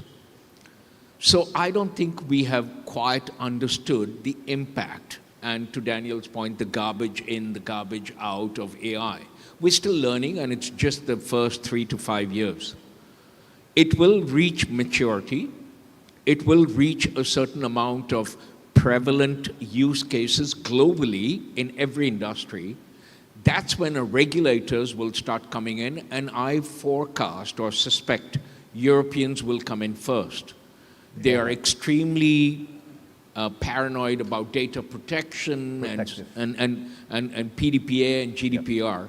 They will start triggering something which is a regulation, and the world will start adopting it, and then that will become the norm in the next 10 years, that these are the do's and don'ts. So it's mature in the next 8 to 10 years, and then the regulations will come in. Until then, it's the Wild West of internet and mobile and data, and I don't think we're going to come to a conclusion by then. Yeah. Okay. So just to cover that point, the EU AI Act is already out. It was out about 18 months ago. There are some positive sides to it, there are some negative sides to it, as you will have with any regulation. So the positive side is it protects a lot of the intellectual property that humans have, right? And to summarize the EU AI Act for you is basically the big AI companies cannot learn from you while you ask it questions, okay? Its learning has to be taught separately than to learn from you. So as such, majority of the investments and development for AI has now moved away from EU, right? So there's a bit of a pros and cons. It's now gravitating towards US and China, as you can see, right? Now, I think, like you said, they should not have regulated too early. They should have waited a little bit more to figure out how much they should regulate. The EU AI Act now is invalid. It's still in place, but is invalid because now it does not regulate agentic AI, which now got invented. And so now it's delayed. They need to come up with a new policy against agentic AI. And because it's evolving so fast, the regulations cannot catch up. So this is part of the societal issues. I'm not saying I'm pro EU AI Act. I'm not saying I'm against EU AI Act. I'm just telling you the facts. Yeah? So that's the situation at the moment. Now, moving on to the next topic, because I know I'm running out. I'm sorry I'm running a little bit over, Ashish, but I hope this is still very good for the audience. Yeah?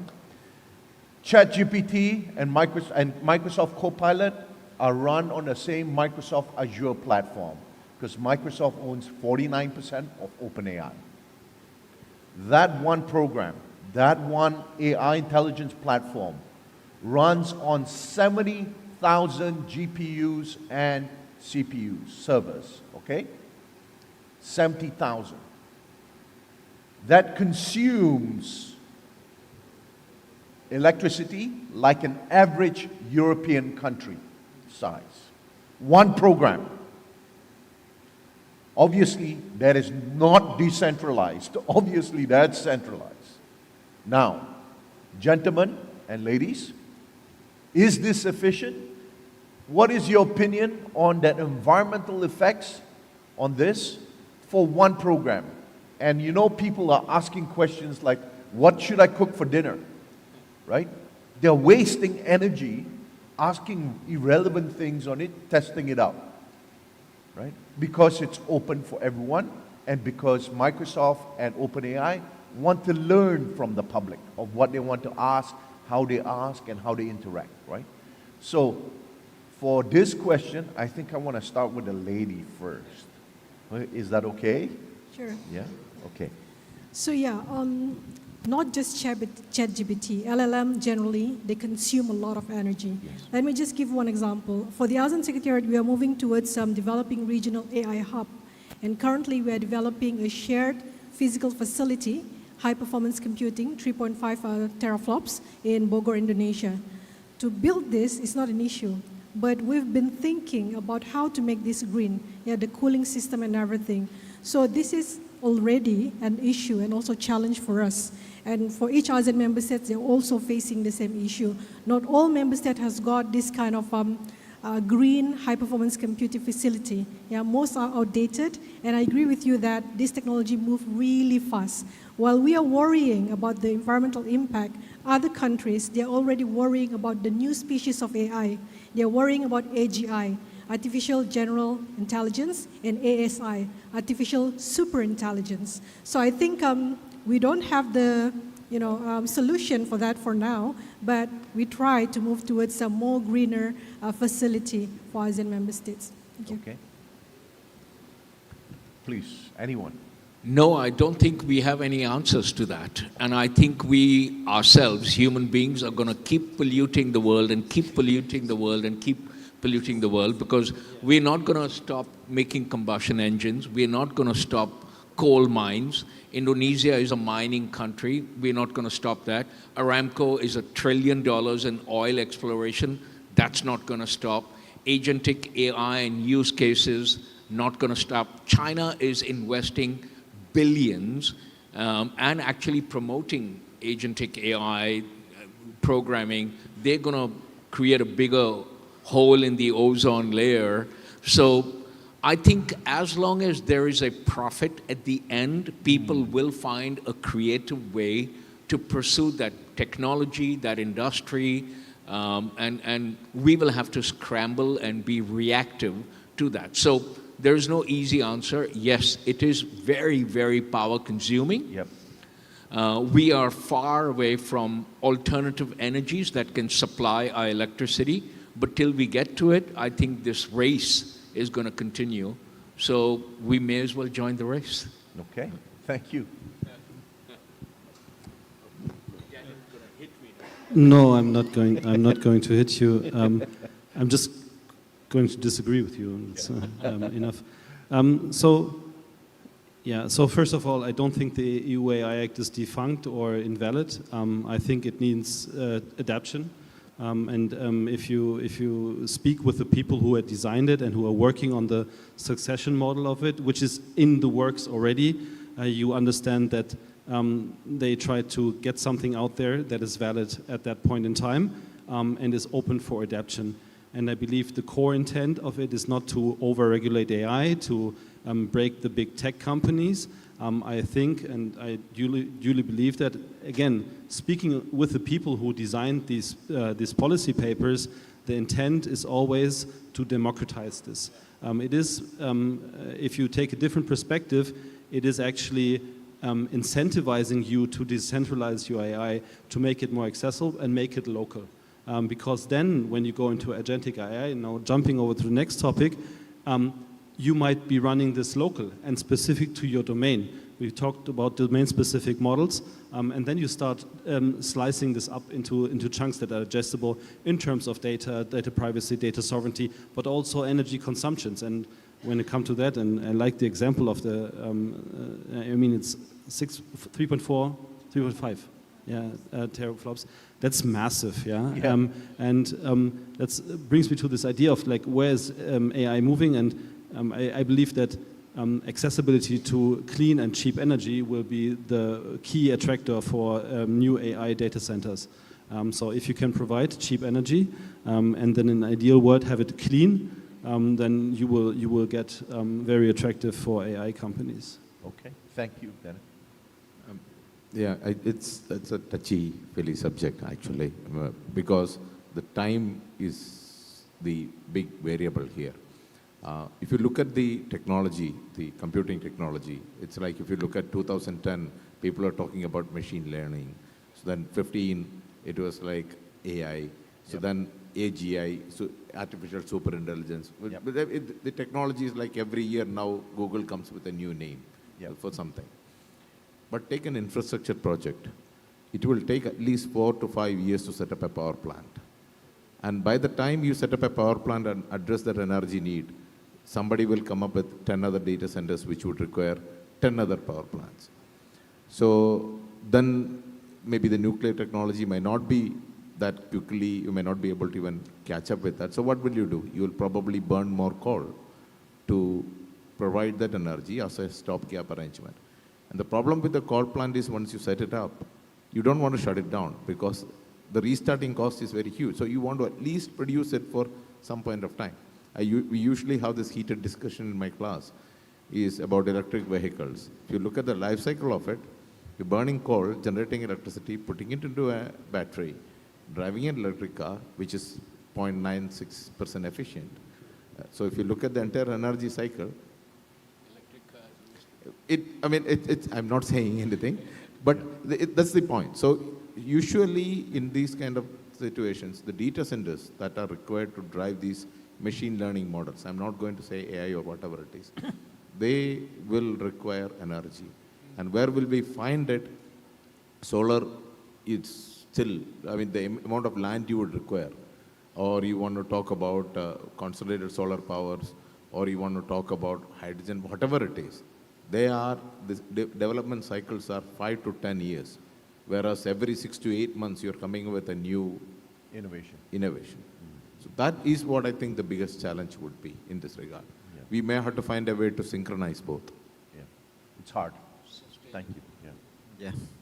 Just a brief, in fact, as long as I feel that economic sense is there in investment, it will continue to invest and will keep burning coals and oil and coal.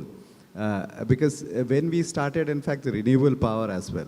See, both existing now. Coal is also increasing, renewable power is also increasing. So overall, in fact, consumption is gradually increasing all the side. The solution is that the population growth is declining.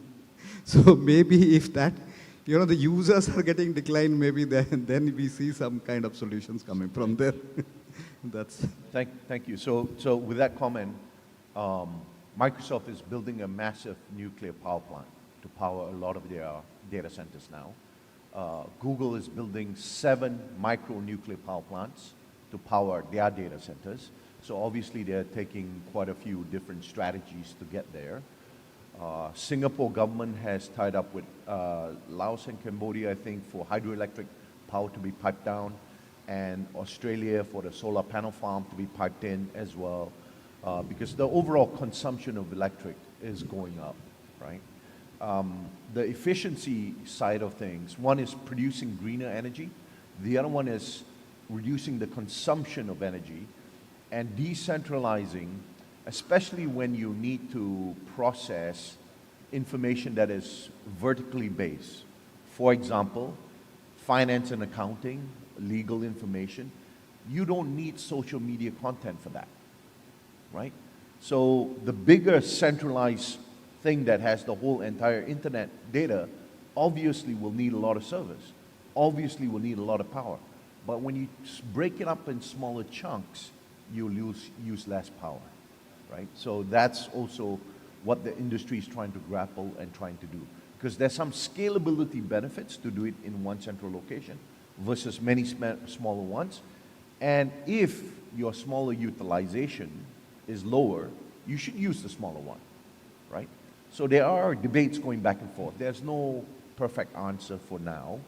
But this just coming to a close here, before I ask him one last question, I wanted to see if there was any question in the audience at all on this topic of AI that we've been discussing today.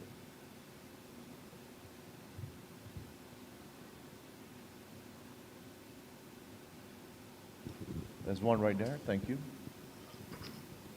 Sir, please tell us your name and which organization you're with. Thank you. Hi, my name is Gautam. I'm from Unexcluded Singapore. We are basically a social enterprise that works for people with disabilities. Now, I would like to ask the panel, anyone, right, what is being done to ensure that all the AI products and services that we are developing is ethical, responsible, and inclusive, and does not be an afterthought for accessibility like we used to do with internet, right? So that's... Okay, thank you. Anyone wants to take this? Gautam, I think depends who you ask that question to. Every government is extremely careful. So financial services, where Suresh and I come from, you have your monetary authorities and the RBIs that are monitoring. They don't know it. They're monitoring the use of AI and ethical AI.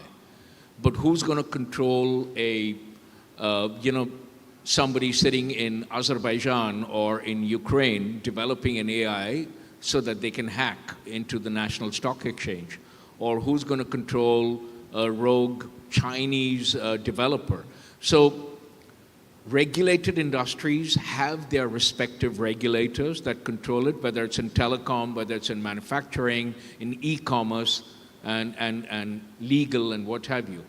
But there is no overarching country-specific regulator that's going to stop a developer from coming up with a rogue AI or an agentic AI. So that's what I think. There is no unified police globally at all. I don't think there will be one. Anybody else want to comment on this? Yeah, just to quickly, comment on to that point. So coming up with an inclusive AI regulation, I would say at this stage it's impossible because it's already a headache for one country, and now we are talking about 10 member states. So that's why the least that we can do at the ASEAN Secretariat is to come out with a guidance. Yeah, we come out with a guide outlining shared principles that can be used by all 10 ASEAN member states, and also we offer practical guidelines for those who want to use it, because we really acknowledge the fact that one of the challenges we are facing is the huge AI readiness gap amongst all these member states. At one spectrum, you have Singapore. Another spectrum, we have other countries who are still developing basic AI infrastructure. So we just come out with a guideline. It's up to the member states whether they want to follow or they want to use their own advanced AI strategies. Thank you. Thank you. Daniel? Yeah, so I don't know if I misunderstood you, but I think for us it's at the core of what we do, yeah? So one of our core values is that we do human-centered design, and that basically dictates to look out for ethical use of any technology, inclusivity, availability, accessibility. So this is at the core of the products that we do. When it comes to AI, and specifically Gen AI, many of our projects that focus on it, yes, we do ethical AI for regulatory frameworks, policymaker advice, but the interventions when it comes to direct beneficiaries, there's a lot of activities who take care of making it accessible by any means, and that when you take a focus on that, you very easily also go into the area of people with disabilities or underserved groups, yeah. So one example is our work that we do with natural language processing. So we make AI accessible with the help of NLP models and then very localized ones. In Indonesia, we did models for Bahasa Bugis, Bahasa Bali, Bahasa Bugis, so different language models. We did a similar project in India with local languages and combining this then with voice services that work over 2G or voice services that work basically where you have voice generation activities and all of a sudden it's available on handphones that are not smartphones. Or other devices such as braille writers. So we've seen implementations in our projects where all of a sudden we intersect with screen reading tools, etc., etc. So for us, it's at the core of what we do, and we believe that it should be at the core of what everybody does with technology. Yeah. Okay, I'm going to be having to wrap up soon, but if you really have to comment, please do. Just one statement. If you take across the industry, and if you establish standards and processes and other things, software development is the place where the standards gets violated the maximum. Yeah. So, yeah, that's all. Okay, thank you, thank you. I know Gautam. Sorry, what Cyrus has said, in fact, what our central bank is looking at, they have created sandbox wherein they allow certain innovation to happen, then regulate. So, in fact, that's how checks and balances are there. That's how the financial sector it is regulated. That's just wanted to. Okay, thank you, thank you. So hopefully, Gautam, that answers your question. I know you were having nightmares last night on Terminator taking over the world, but don't worry. I think most of the industry is very careful with Gen AI. Usually they put a human in the middle so that Gen AI is not serving the customer directly. There's a human still, reviewing all the content. And also policies are extremely important. You heard from them. Regulations will come, but it's going to be delayed. I don't think you can rely on regulations because they take time, right? But you need to rely on policies, and each organization should have their own policies. Also, when you run a family with young children, you need to have a policy on how they can use AI, right, as well. That's really important because you can't believe everything you say, right? Or Gen AI says, yeah? So the last thing is I want you to give 30 seconds on what excites you the most to inspire the audience to use Gen AI, okay? Please, who would like to start? It's the Wild West. Go ahead, make a solution, use Gen AI, make a lot of profit, prosper, and when the regulations comes, we can talk again. So, thank you. Different perspective. I'd like to go back to my point earlier.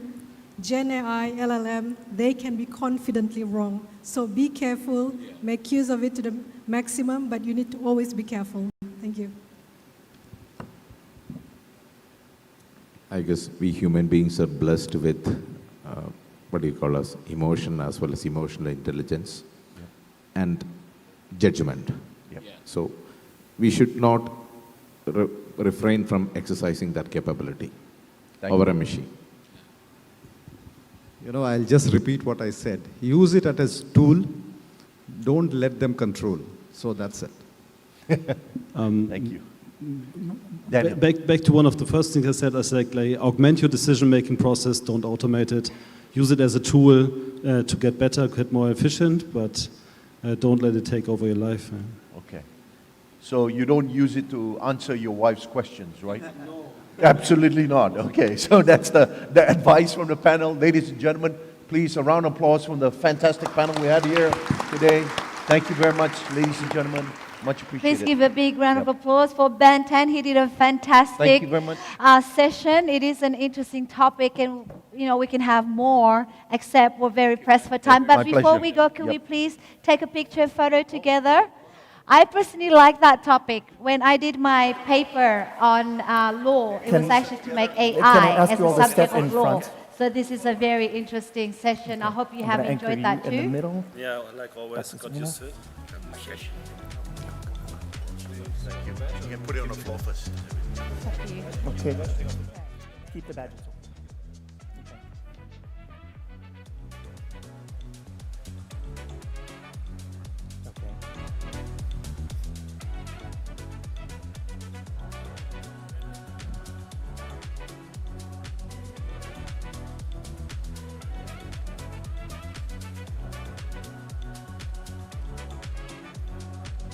All right, and Ben has a favorite. One more thumbs up, yeah. No, Ben has a favorite AI. Yeah. Oh, okay. Can I do that here? Here we go. We'll do What is it? AI. Ready? Okay, AI. Yeah. Thumbs up. All right. One. Let's, yeah. Okay. Oh, all right. Okay. AI. Thank you. All right, Oh, and oh, one more time. for the click. One Right? more Here we time. go. One more. Okay. One more. AI. AI.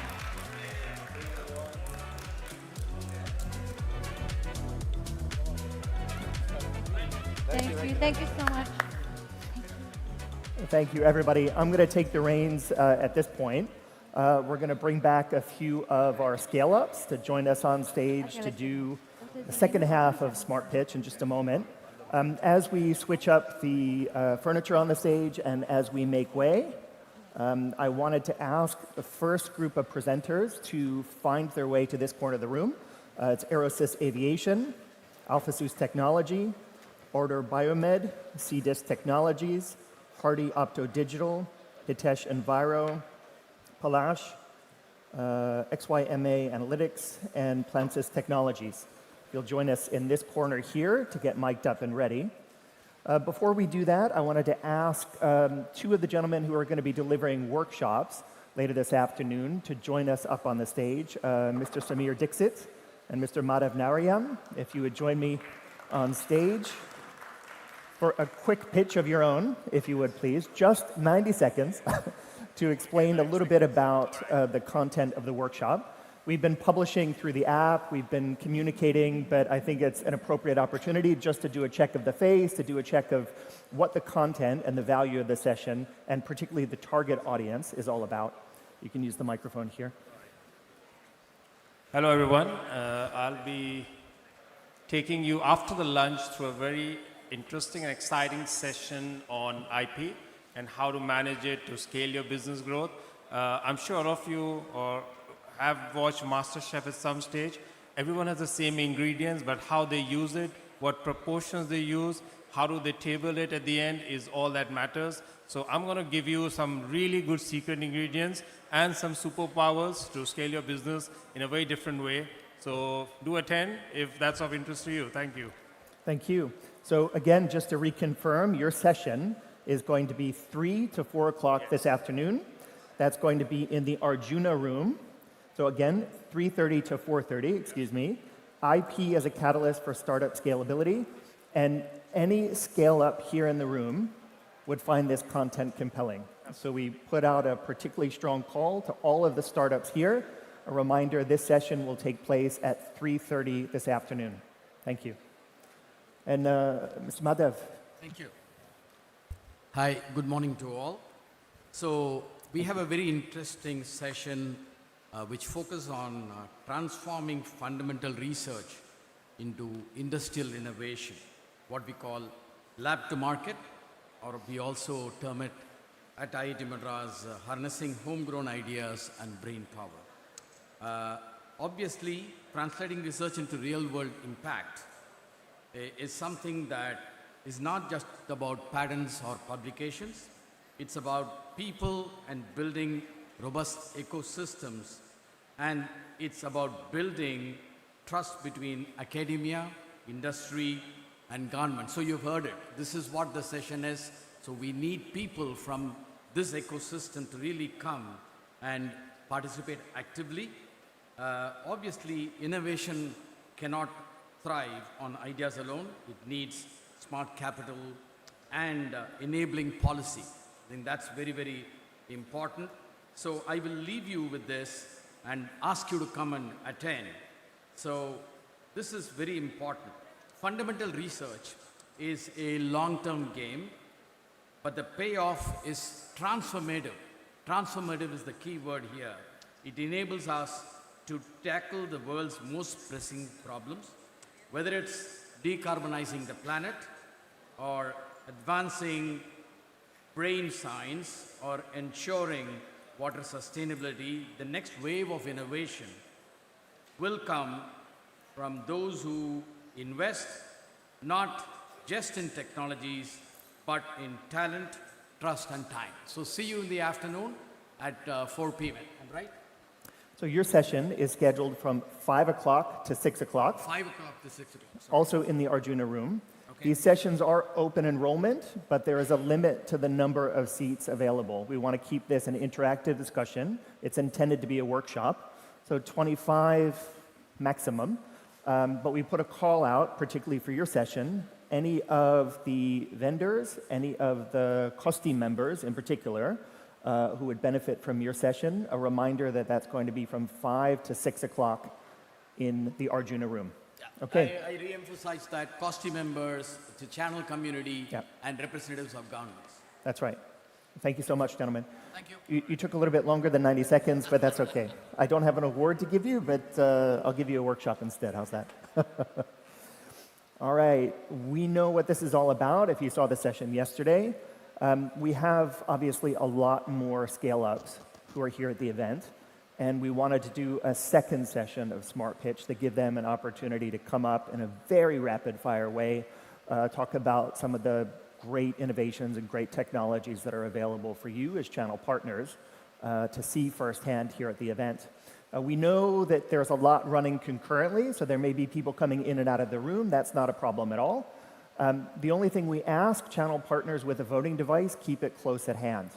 We're going to ask you to vote here, but if you do exit the room, don't forget to give it back to us.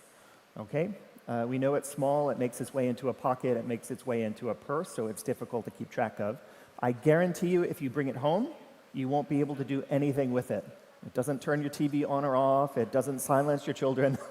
The voting device only works with our technology, so please don't walk too far, and certainly don't walk home with that. Okay, we are going to get started now.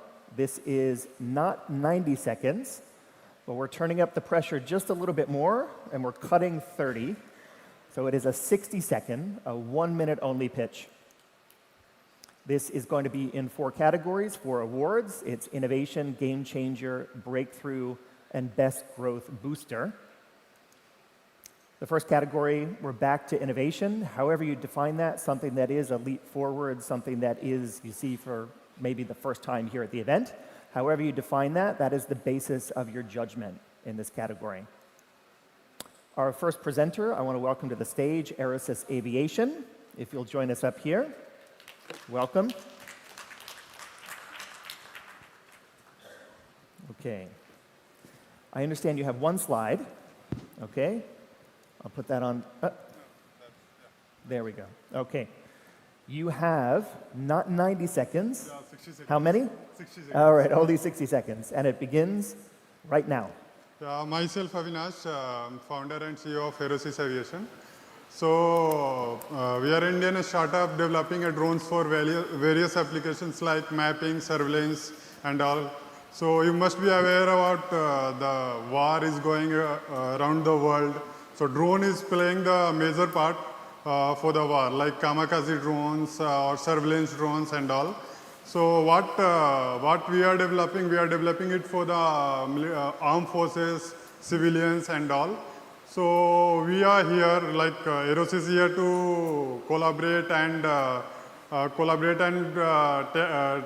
cater the skies of Asian countries and give us the best solutions for the surveillance, mapping, whether it is a mining, whether it is like defense and police forces and all. Thank you, and looking forward to meet you and collaborate.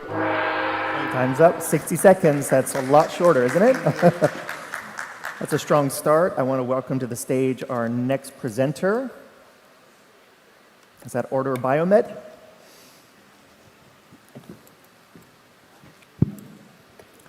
Welcome to you. Just 60 seconds, and it begins right now. Very good morning. Can anyone give me a common agro produce that is between ASEAN region and India?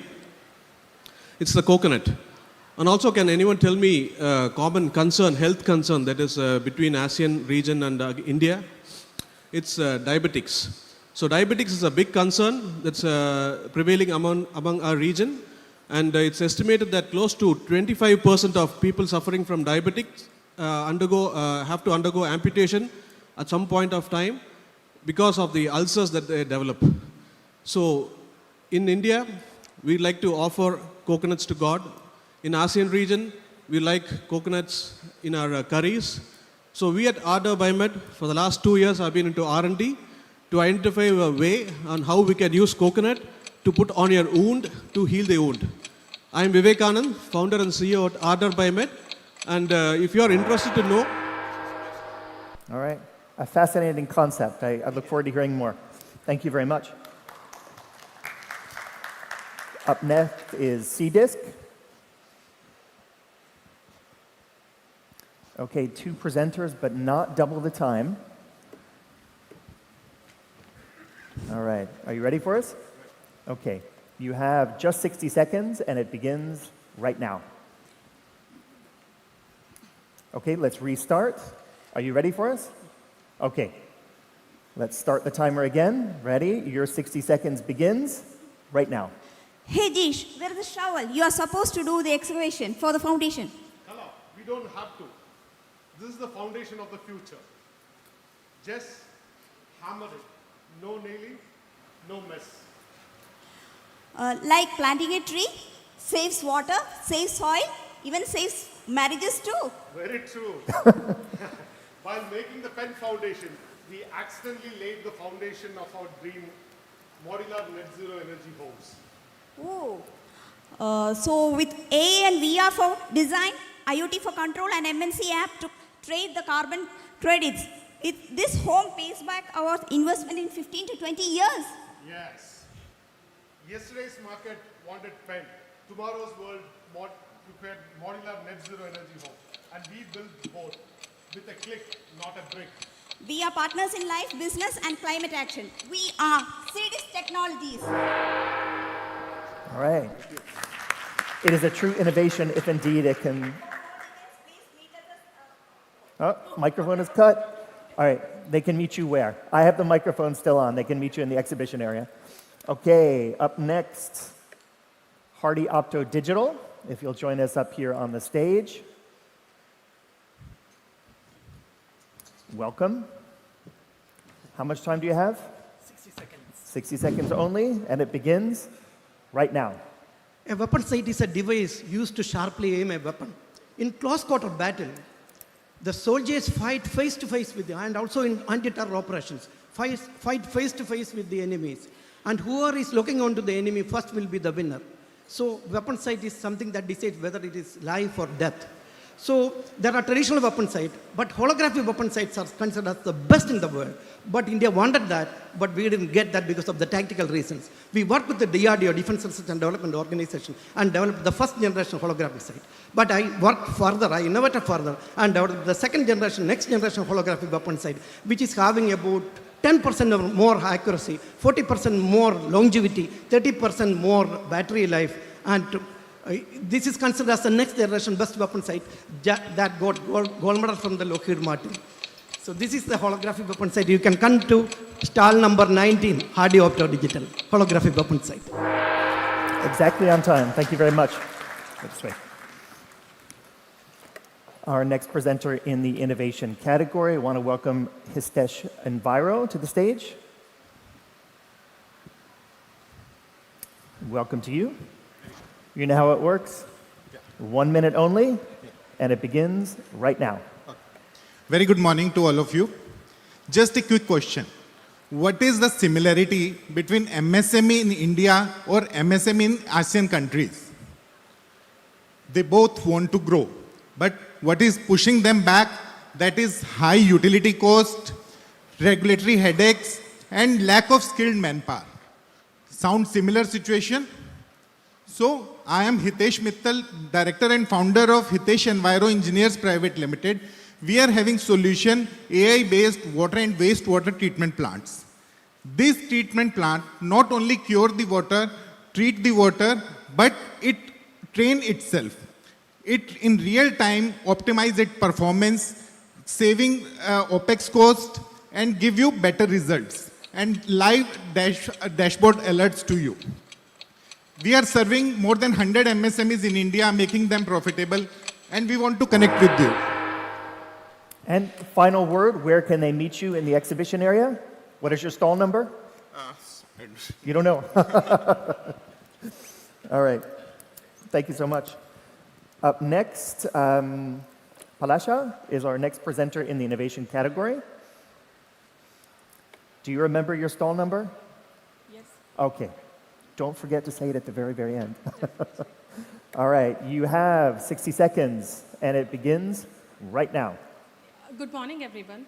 At Palasa, we are working on breakthrough technologies to bring in low-cost sanitary napkin manufacturing machines, which not only help in manufacturing sanitary napkins, but it is a multi-utility machinery.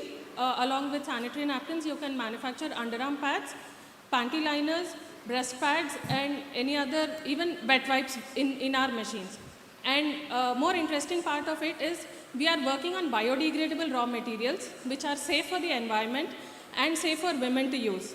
And recently we have breakthrough technology where we are using agri-waste to manufacture the pulp so that you are more into the circular economy, meeting ESG goals and also bringing more stakeholders into this cycle of circular economy. And you can meet us at booth number 40. We are here for collaborations and partnership. Thank you. Perfectly on your mark. There we go. Thank you very much. Up next, I want to welcome to the stage XYMA Analytics. Welcome.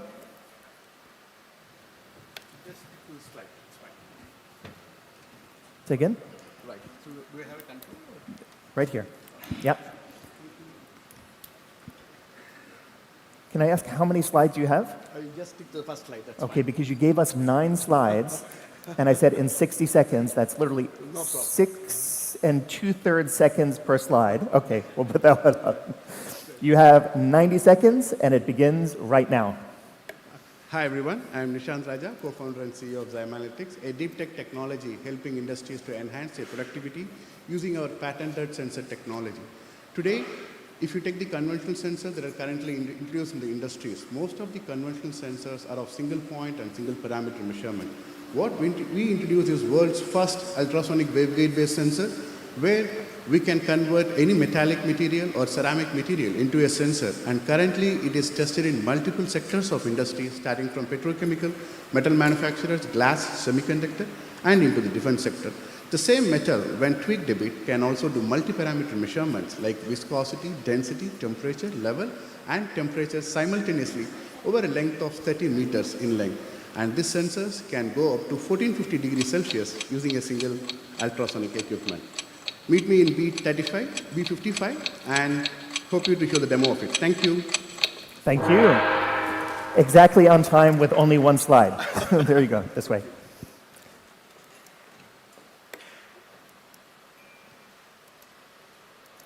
And up next, Planesis, if you'll join us on the stage. You are, I believe, rounding out the innovation category. All right, you've seen presentations in front of you. Yes. You do your most compelling, convincing pitch that you deserve the Best in Class award. Turn up the pressure a little bit more. Okay. Are you ready for us? Yeah, ready. All right, your 60 seconds begins Hi, right everyone. now. I'm Krishna from Planis Technologies. Planis Technologies is a pioneer in underwater inspection. So we help asset owners and operators to inspect their critical underwater assets across dams, oil and gas, terminals, ports, power plants, and many more industrial assets. So our solutions has 3 parts to it.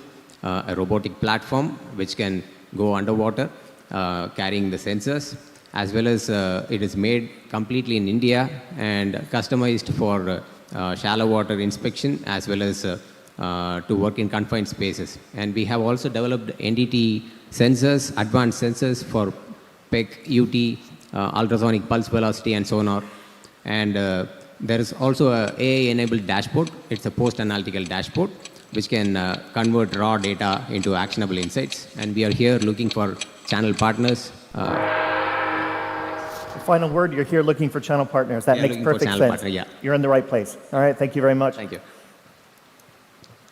All right, all channel partners, you have a voting device. We're going to ask you to select which of those presentations you found most deserving of the Best in Class Innovation Award. Like we did last night, this award comes not from Gates, us as an organizer, but from you, the channel community. So we do ask sort of a distinguished member of the community to step forward to give that award on behalf of all of us.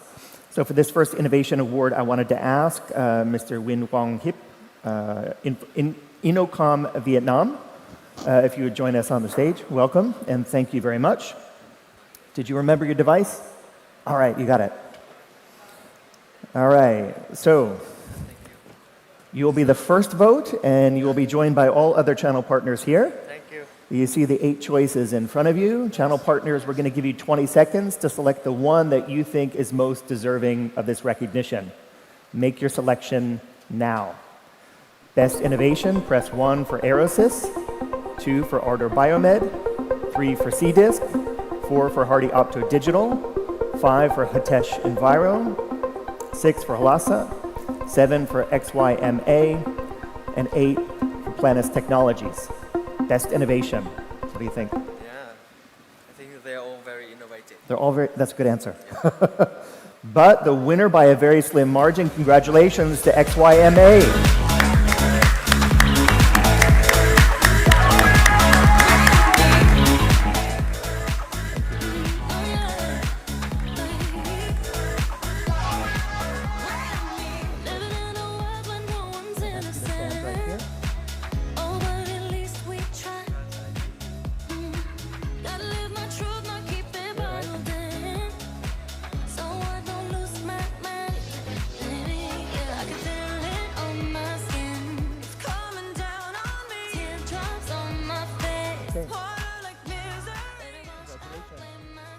Thank you.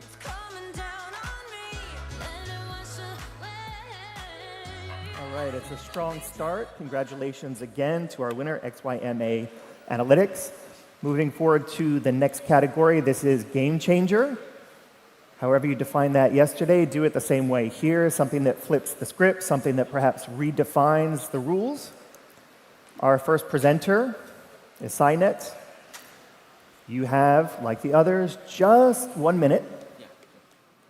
It's a challenge because I know every single one of these scale-ups is so passionate and could talk for hours about their product. We ask you, that's a very short elevator ride, 1 minute. Do your best elevator pitch. Your 60 seconds starts right now. Hi, I am Shiv Bihari Pandey. I'm representing SciTech Solutions. As we know, today in this world, most of the business running online, interconnected. From your payment gateway to your personal or customer data, it is giving you a scale and speeds, but at the same time, it is also opening the attack surfaces. Now, at this point, we have seen that the attackers, they don't knock the door, they don't give the warning, they just get in your system. Now, we at the SciTech Solution, we have developed AI-based cybersecurity solutions which continuously monitor your attack surfaces, find out the weakness in your system before any hackers do, We continuously monitor or watch your dark deep web where we find out any kind of secret data leak happening and use the AI intelligence system to help you to your team to patch all those vulnerabilities. So that you can able to focus more on your business and leave your cyber. All right. Come and meet us at booth number 64. Okay, they can't hear you, but I can. What, booth number? 64. 64. Yes. All right, you got it. You want to learn more, go to booth 64 to talk to Cynet. Our next presenter in the Game Changer category is Electro Global. Welcome to you, sir. Thank you. Okay, like the others, just 1 minute. You ready for us? And we're ready for you. Your time starts now. Okay, so let me tell you, current prototype journey is really broken, and it must taking too much time in research, making design, using fragmented tools. So we have developed EGPT AI solution. You can just, it is just like Canva for robotics.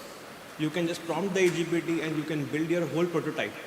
Like within fragmented not tools, there are all the tools available on the EGPT. You can build your prototype. You can the components you can source there. You can always do anything, and you can design a whole prototype. And you can also real-time collaboration is there, as well as you can design a whole PCB as well. And it is a game changer because it can take your idea to production within 2 weeks. And we are targeting schools, colleges, R&D centers, ISRO, DRDO, NASA. And thank you. This is a game changer idea. A few seconds remaining. Nothing more? What's your booth number? 62. 62. Thank you very much.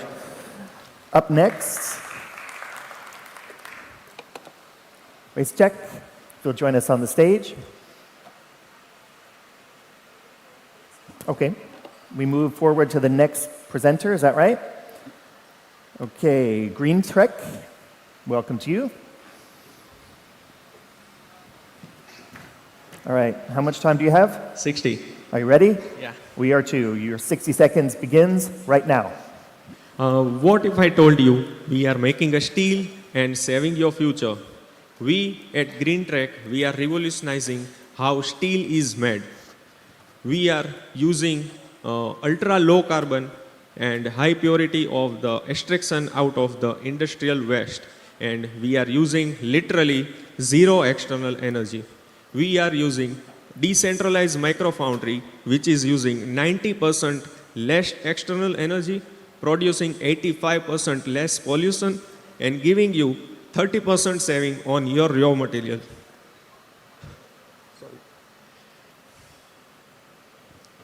Sorry. No problem. What I always recommend at this moment is the product, the solution speaks for itself. Come visit us. So join us as we forge one recycle step at a time. Thank you. Thank you. Can I see? Let me see your notes. It was the last one. All right, good save at the end. Up next, Green Ocean. I notice a trend that every single brand name that includes green has someone wearing the same color. Yeah, that's right on brand. Yeah. All right. Your 60 seconds begins right now. Yeah. Hi, India's first BIS IS 23485 certified medtech company. We Green Ocean Research Labs deliver smart, affordable digital health solutions to the underserved communities. Our CDSCO approved device Asha Plus, it empowers frontline workers and health professionals with informed real-time diagnostics for the key parameters, vital parameters to be measured. With so many recognitions and awards, Green Ocean has been able to enable our screening of over 4 million people at their doorsteps of their homes. And so Green Ocean is redefining healthcare reach the last mile. To meet us, you can know more about us, meet me at booth number 44 to collaborate and check your vitals. Thank you. Thank you.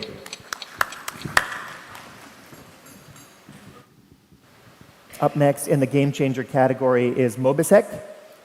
If you'll join us here on the high stage under the bright lights. Can I turn up the pressure anymore?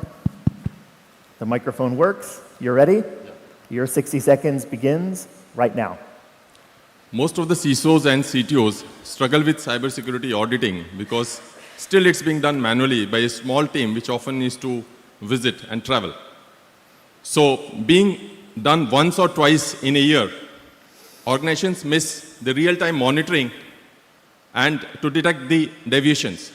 And being done manually, it's cumbersome, non-comprehensive, it wastes time and money.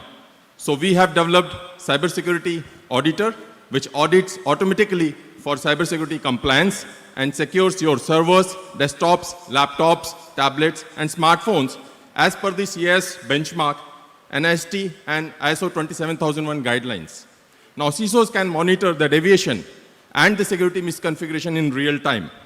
Unlike others, we have fire and forget mode, by which you set up a policy, apply to the endpoints, and the security is taken care. Please visit us at booth 43. Okay, we lost the sound. Booth number? 43. 43. All right, great job. Thank you so much. From Mobisec, we move forward to our next presenter, Correo.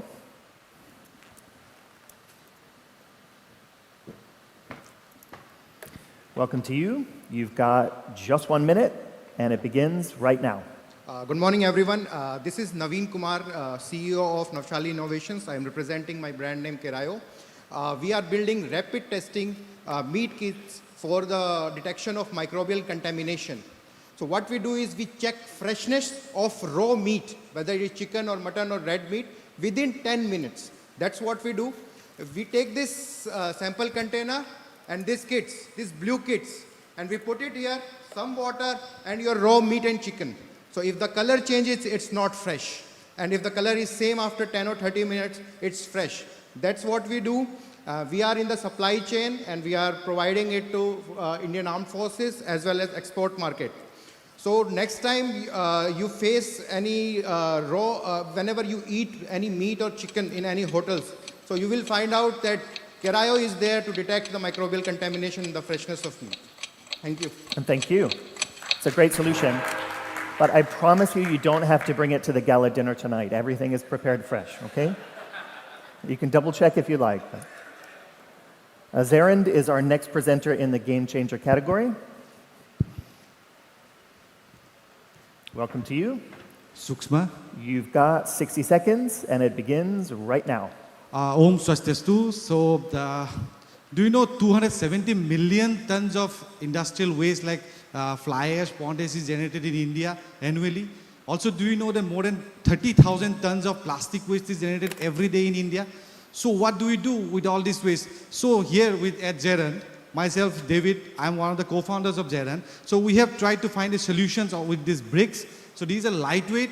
These are 15 to 20% cheaper than the traditional bricks. These are earthquake resistance. This has high insulative properties. And this can be used in any kind of buildings. So we are currently doing many low-cost housing buildings. We are even using these bricks are being also used in more than 70-story buildings also. So now we are trying to build sustainable cities. We are trying to build sustainable communities. With products like this, I think this is the future. Find us at booth number 63, and thank you for having me here. Thank you. Right on time. Waste Tech is our next presenter in Game Changer. All right, welcome on board. You've got 1 minute. Are you ready? It begins right now. So what do you think happens with the waste we generate in household?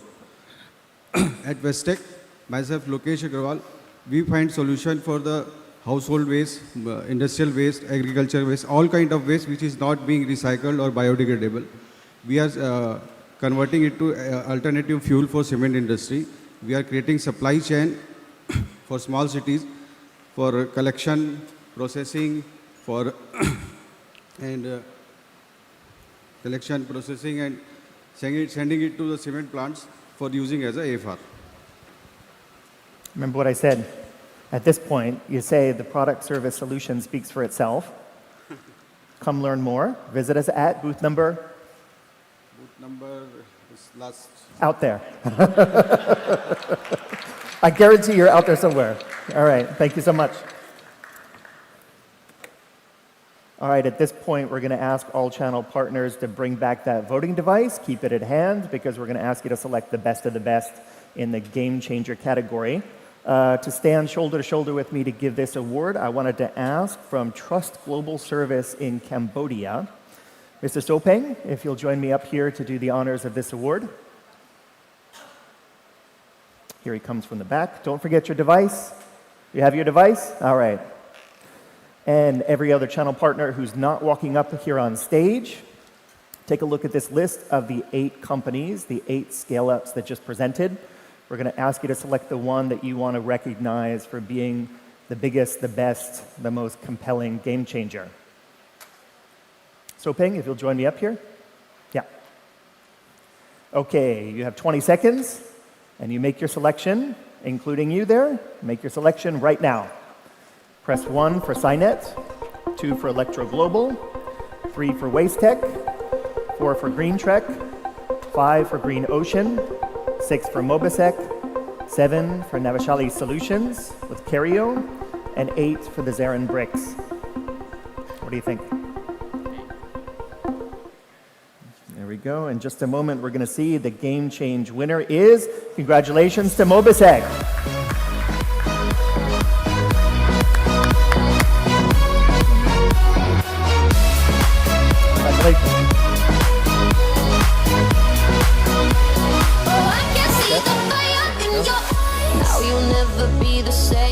You felt that burning flame. You're chasing stars alive. What was broken's left behind. Watch it crumble in the light. Nothing can stop you now. See the colors of the sky slowly turn from black and white. Rising hope, bright as gold. Thank you. Now there's nothing Congratulations. left to lose, so we're breaking all the rules. All right, 60 seconds moves a lot faster than 90. Makes sense. Breakthrough is our next category. Our first presenter in this category is Aqua Doctor Solutions. A reminder, everyone in this category, Aqua Doctor, Bioscan, Blue Phoenix, Invrocon, Moicron, One Stop Wireless, Wula, and Centuri should be in the corner of the room here to get ready. First up, you're here on time in the right place. You've got 1 minute, and it begins right now. Good morning, everyone. I think you people might like to eat fish, nasi goreng, right? Or you might be earn money out of fish. Then you should connect me. This is Dr. Devtanu Burman from Aqua Doctor Solutions. I have come down here with a one-shop, one-stop solutions. The company driven by tech, digital, community engagement, and ultimately the economic boost up through fisheries sector. As you know that ASEAN countries having 700 million people, every day if they take 1 kg fish at their home, so you can make that amount of money. Thank you. My stall number is B51. If you like to connect and grow your business and make more money, you should connect me. Great presentation. You don't even need the extra time. One more point. Did all of the scale-ups get together and discuss how to be on brand with what they wear? Because you noticed, the fish are prominently represented there. All right, Thank you. I didn't miss that. Up next, Bioscan Research. The microphone will be activated when you take the stage, right? We do everything from the AV desk in the back. That's amazing. We run a tight ship. Oh, great. Are you ready for us? Sure. All right, try, test. Great. All right, you've got 60 seconds, and it begins right now. Great. So, good afternoon, everyone. At Bioscan Research, we are transforming the way emergency brain care happens in the world. How we are doing that is through this device called Cerebro. It's an AI-powered device which can detect brain hemorrhages and other brain injuries within 2 minutes. The specialty is that it can be used by non-specialists. That is, we don't need doctors or medical practitioners to use it. Even a layperson can use it. That is the specialty, which makes it ideal to be used in all kinds of settings, be it hospitals, trauma centers, streets, defense, or any other establishments alike. It is clinically validated and it is backed by world-class clinicians, world-class scientists and all.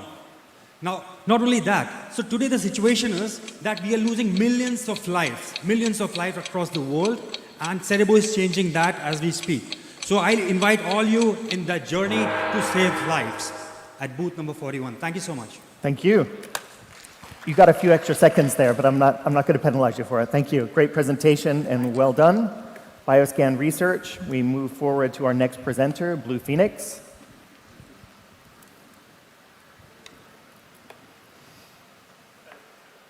Hello.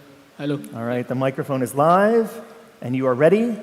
Yes. You are Blue Phoenix? Yeah. You have 60 seconds. Can I start? You seem very relaxed. I want to give you some extra time. Ready? Yeah. All right, So, my fault. Your 60 seconds begins right now. So, hello, I am Dishan Shah, founder and director of Blue Phoenix Technologies Private Limited. So, what you see here is the electrosurgical vessel sealing system. So, this is Excalibur. It is nothing less than the legendary sword of King Arthur. So, for surgeons, basically, it is a one-stop solution that saves approximately 40% during laparoscopic surgeries.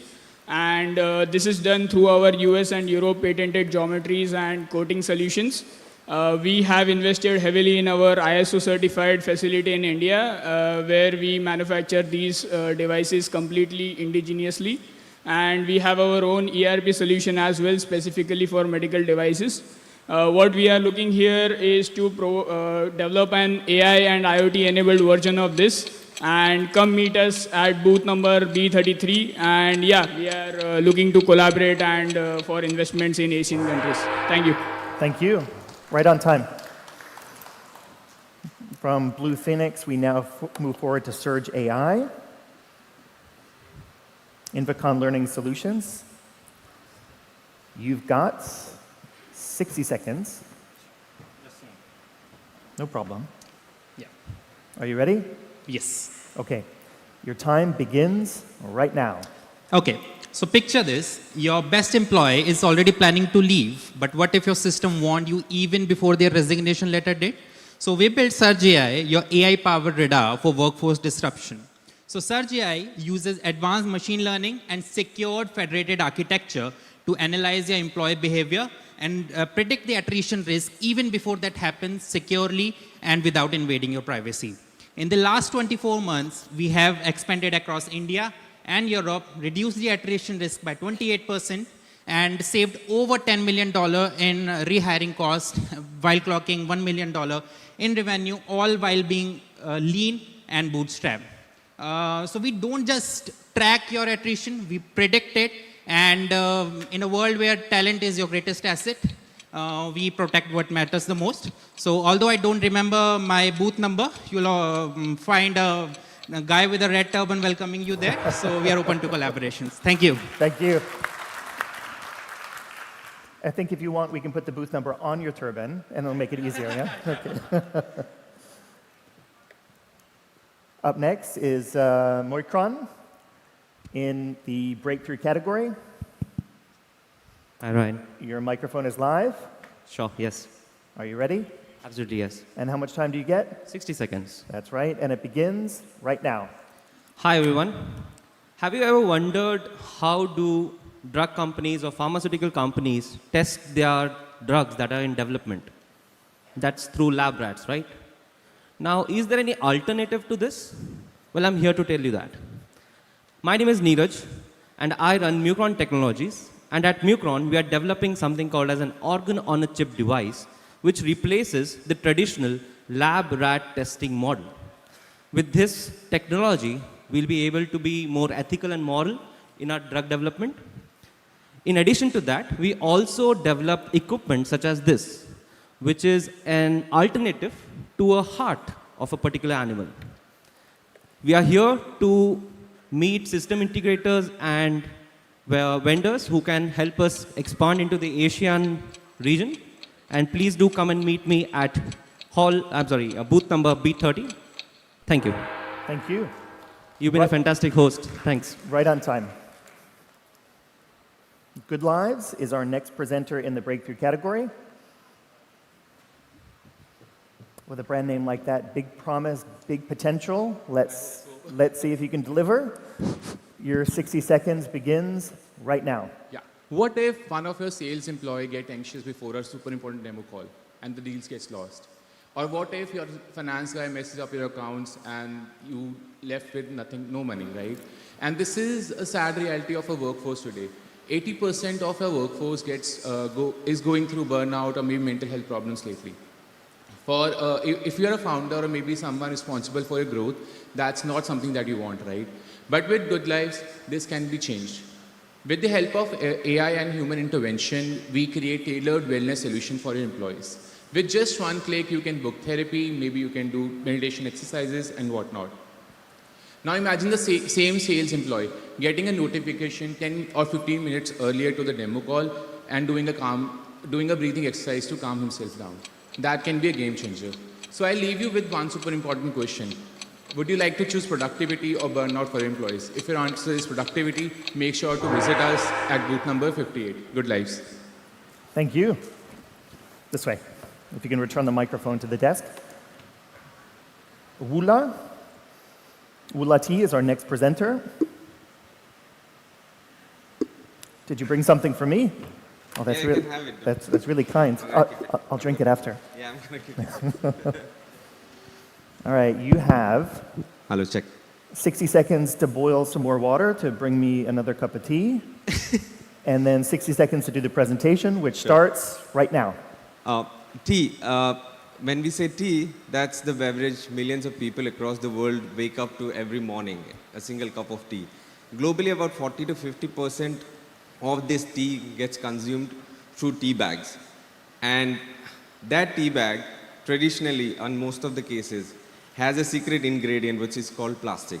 This is microplastic, actually. A single tea bag releases about 11.6 billion microplastics in your cup. And that's why at ULA, what we did after 67 trials, got the breakthrough and removed that tea bag completely and built something like this. This is the world's first bagless tea dip, which is when come in contact with boiling water, opens up in your cup, gives you this beautiful, pure, no plastic, nothing, zero chemical based pure cup of tea in your cup. So if you'd like to have this booth number 64. Oh, they lost it. Booth number? 64. Or just follow the smell, right? Sure. Thank you so much. Thank you. From Wula T, we now move to Suntory XR, our next presenter in the breakthrough category.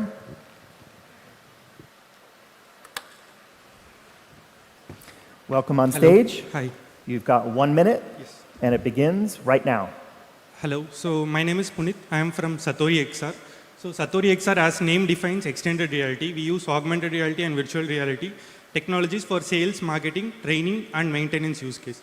Right now, all the sales related collaterals and communication happens via 2D and PowerPoint presentation manners. So which is not okay for complex kind of machines. So what we do is like we take their CAD models and we take your PDF brochures and then we convert them into interactive 3D experiences. So if you go to any agencies, converting 3D models and creating all these experiences will take 2 to 3 months. So what we do is like instantly within days we can create experiences like this, and it is completely shippable.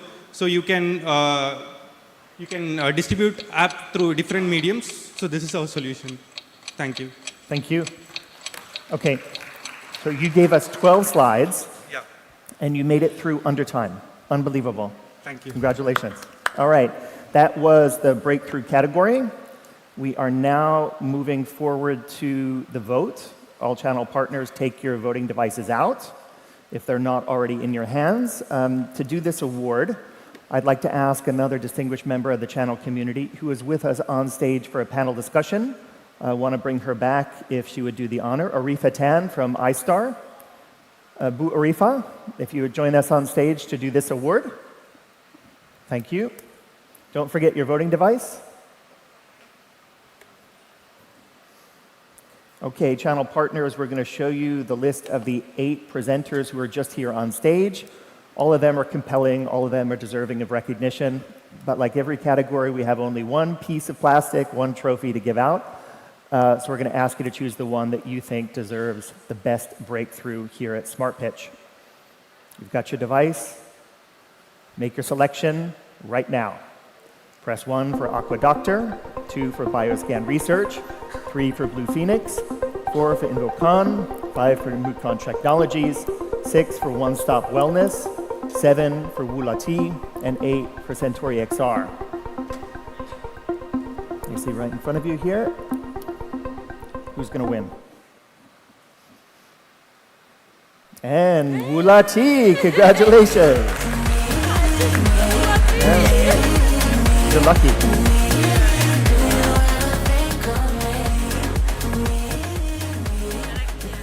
Yeah, I want him to bring us some. I deserve a cup of your tea now, right? Okay. Okay, can I ask you if you would please stand right here? Just step forward one. Can I ask you?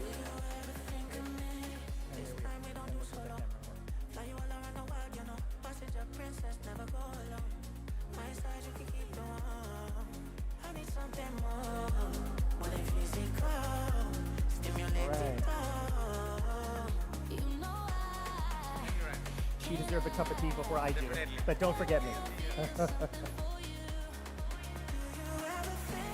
All right, thank you, Ms. Arifa, and thank you to all the presenters. Congratulations to Wulati.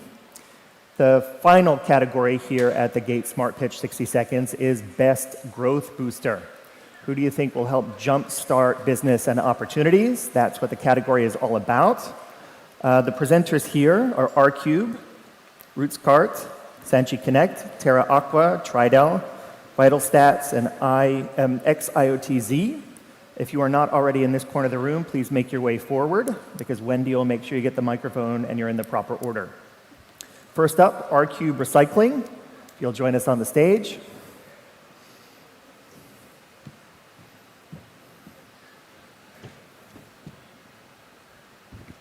Are you ready? Yeah, I'm ready. All right, you move in with some furniture, and I just want to give you some extra time. It's not a furniture. Okay. You will get it. It's an act. You have 60 seconds. I'm and audible? It begin? Say again? Just wanted to check whether I'm audible or not. Okay. You're ready? Audience is ready? AV team is ready? Your 60 seconds begins right now. So we all must have used printers maybe at office, maybe at home. So inside these printers, there is something called printer cartridges, which looks something like this. And we are the recyclers of this particular segment of electronic waste. So we are the world's first e-waste recycling company which has developed a 100% recycling ratio of recycling this segment of e-waste. So you know what happens with the cartridges once we are done using it? Most of the time, it ends up in the dustbin and ending up in the landfills. So that's what we are here to change. We have come up with a model. We strongly believe in not just making money, but also creating impact. And to prove that, we have come up with a model where we not only recycle the cartridges, but we also supply the toner cartridges as a subsidized rate. Only thing that we are expecting is don't throw it. And if they want to hear the last word, which is your booth number? 8. 8. All right. Thank you so much. And while you're cleaning up on stage, I'll give you that, okay? Thank you. All right, RootsCart is our next presenter. It is Best Growth Booster. That's our category. Like the others, you have 1 minute to make your most convincing pitch. Your time starts now. Hi everyone, Sushil Shetty this side from RootsCart. We're into a space application agriculture. In India, a lot of farmers face difficulty in terms of agricultural manufacturing. For example, 30% crop is lost due to non-climatic advisories, and even farmers has to go to a lot of places to buy inputs actually. So what we are doing, every day through GIS operation system based, every day the farmers will get the information regarding the crop growth, yield, prediction of the crop systems, and also the market linkage, where we procure from the farmers, sell it to the market based on a cut of 20-25%, and every informative to the next farmers will get the information regarding that. So that's the main solution. So a lot of farmers use a lot of chemicals in inputs. So we're reducing those chemical inputs from the farmer sides. So for the much more information, visit us at booth 31. Thank you. Thank you. With time to spare. This way, and you can return the microphone to Wendy if you would, please. Our next presenter in Best Growth Booster moving forward is Sanchi Connect. Can you connect with the audience in just 1 minute? We're going to find out. Your time starts now. Hi. Good morning. Myself, Dr. Sunil Shekhawat. I'm the CEO and co-founder of this company. We are a software as a service company helping universities, corporates, and governments which are running startup-centric programs define and follow the right KPIs so that there is a performance measurement for each and every program that they're driving. In the current scheme of things, we are helping more than 200 such programs in India, moving away from Excel sheets and generalized CRMs to build a performance-driven incubation and acceleration programs for startups. Thank you. And we are on booth number 42, so please feel free to come and visit us. Thank you. We will do that. Thank you. Moving forward, Terra Aqua is our next presenter in the Growth Booster category.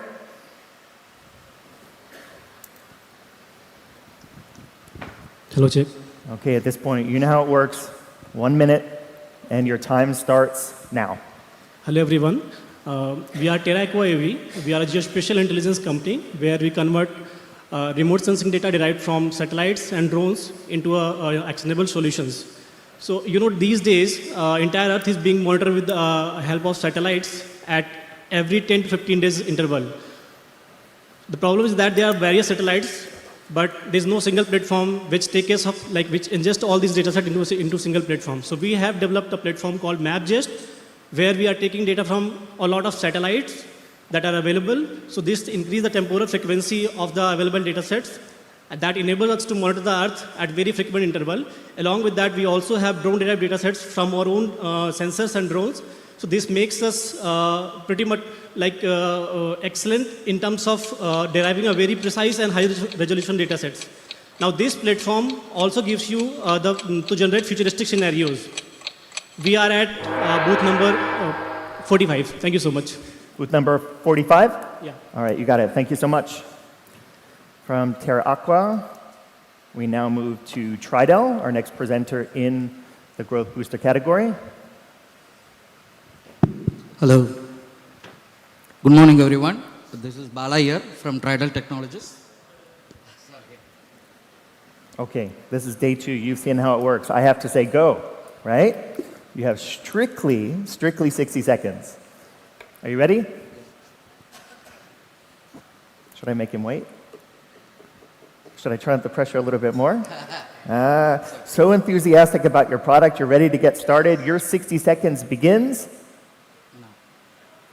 right now. Yeah, Tridel Technologies, we are a turnkey environmental solution provider. In a pool of our hardware products and services, I will just present our smart buoys.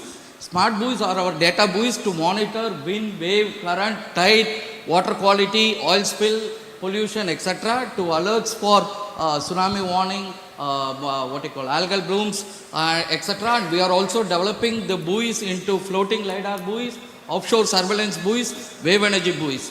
How we are scaling up is a case study where we have deployed our buoys for National University of Singapore, which is floating in lighthouse and as well as St. John's Islands. Now we are scaling up the product with a Singaporean corporate for large scale production. The purpose of my visit is to enter into Asian market like Indonesia and Philippines through channel partners. Meet me at booth number B27. Thank you. You didn't even need the extra time. Great presentation. Thank you so much. That's Tridel in the Best Growth Booster category. Up next is Vital Stats Innovations. Okay. Microphone should be on. Check. Yep. They automatically activate it when you come up on stage. Our team is really good. They're watching close. So when you're ready, we're ready. 60 seconds begins right now. Have you ever realized while growing up, whenever you want to make a mistake, your mother always used to know it much before you actually got into it? What superpower did she possess? It's basically an instinct of knowing the child's behavior throughout the period. Sixth Sense, a flagship product of Vital Stats. We're in the same space of it. We do predictive analytics using AI ML technology, and we understand the borrower's behavior throughout the span of it using technology, and we identify the default even much before the default actually happens. We are a fintech company, and we specialize in credit risk management and regulatory governance. So to know more about us and about anything about the fintech space of it, we are the pioneers. We're looking to collaborate here and look forward to meeting you all. I'm in booth number 26. Looking forward to seeing you guys there. Thank you. Thank you. Right on time. Our next up, that is our final presentation. We are going to ask one last time, as part of the Smart Pitch sessions, channel partners, have your voting device close at hand. In just a moment, we're going to ask you to select the best of the best in the Growth Booster category. To do the honor of giving this award with us, I want to ask Piyush Mishra from IIT Kanpur. Piyush, if you would join us on stage to do this award.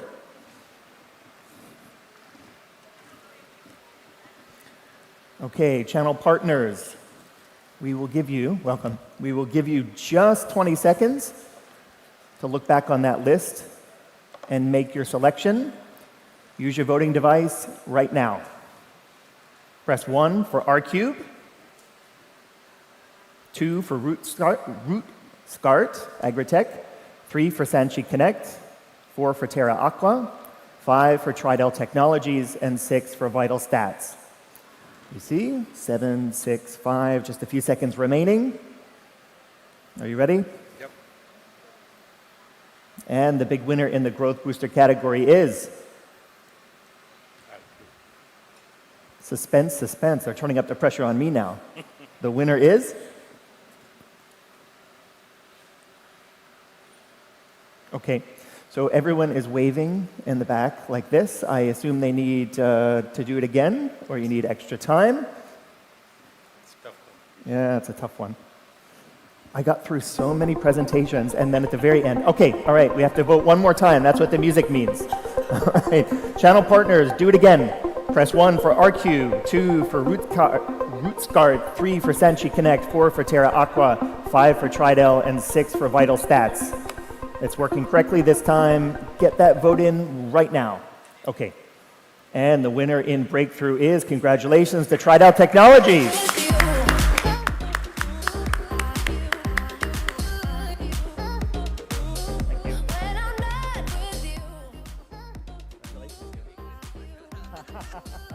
Can I ask you to stand in the center here? Okay. We look at the one step this way. Look at the photographer. Yep.